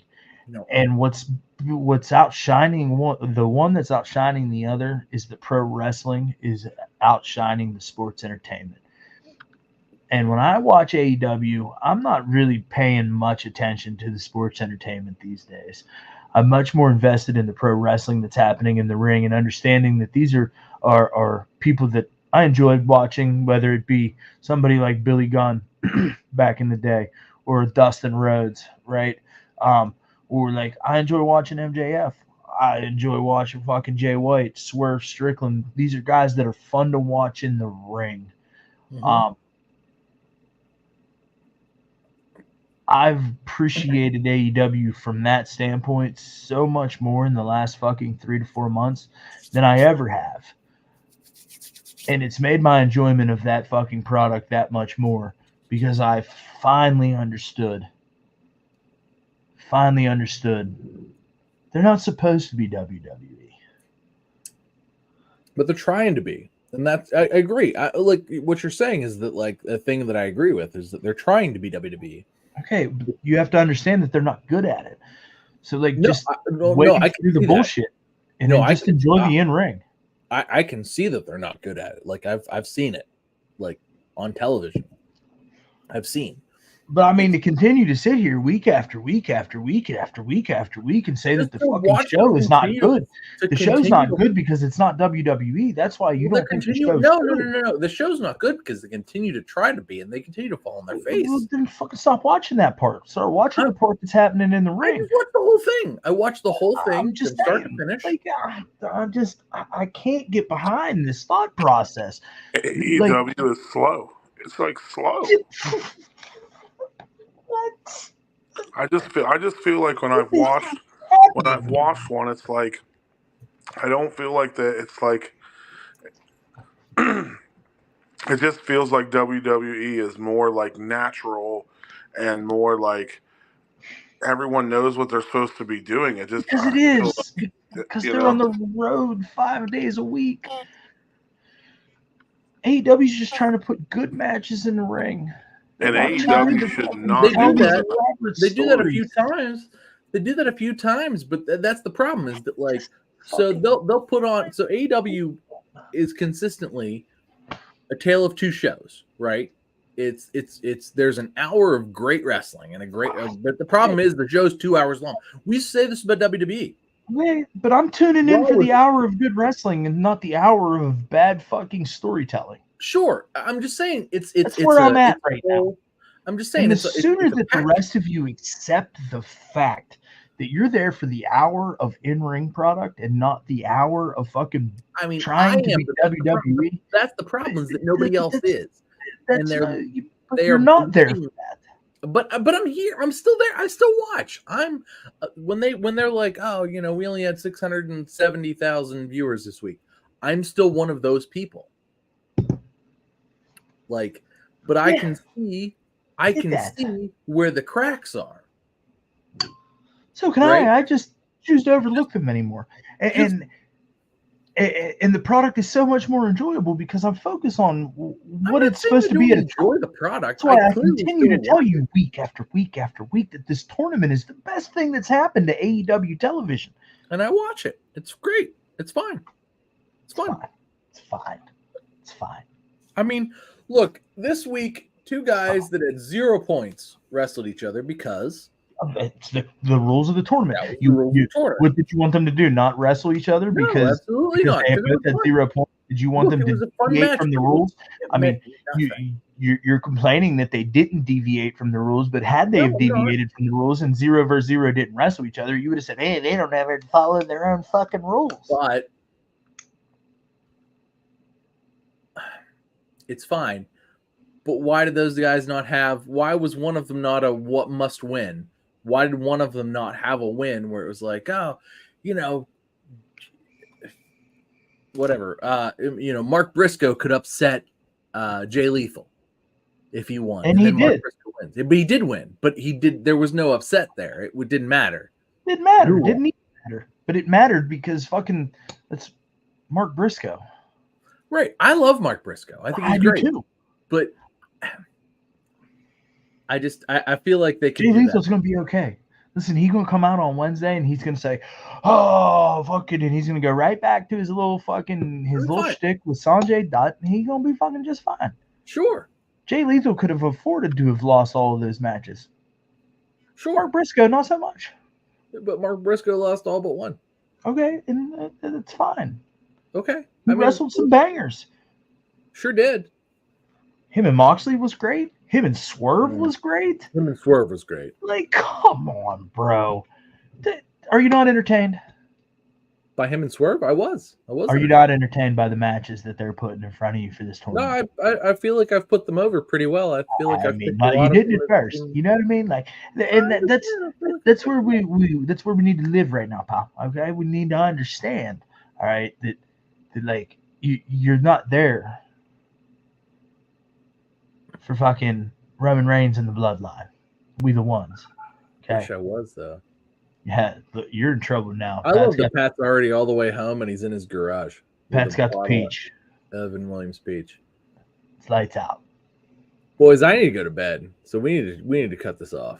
Okay, that's fine. Good. I'm falling asleep. You're good. I'm a very tired old man. I got up early and I worked my last day of work. I actually worked today. Pat worked. I saw it. I saw it happen. Pat worked today. I'm on vacation. Just that I'm on vacation as of right now. I really miss that vacation. I bet you do, pal. Guess who's on that vacation? Oh, I know. You already told me. My boy. Got to take care of my boy. That's it. Pretty good at that. Well, I'm on vacation right now too. So we're gonna get up out of here. Hey, thanks for having me. I enjoyed the time. Absolutely. Hey, listen, don't hop off yet. Stick through the fucking end of the show, and then hey, we appreciate you if you're here. Hit the thumbs up. Thank you very much. I really enjoy doing these Freestyle Fridays. Didn't get to talk about the fucking Steelers, but that's fine. We had a lot of fucking bullshit to navigate through. Tentatively, Tom, we're looking at a Tuesday show. We'll chat. Hey, man, we appreciate you hanging out. Fucking Freestyle Friday. Friend of the show, Pat Martin. As usual, fucking haterade Tom over here. Here we go, Brown. Okay. Here we go. I'll see y'all later. Thanks for hanging out. peace.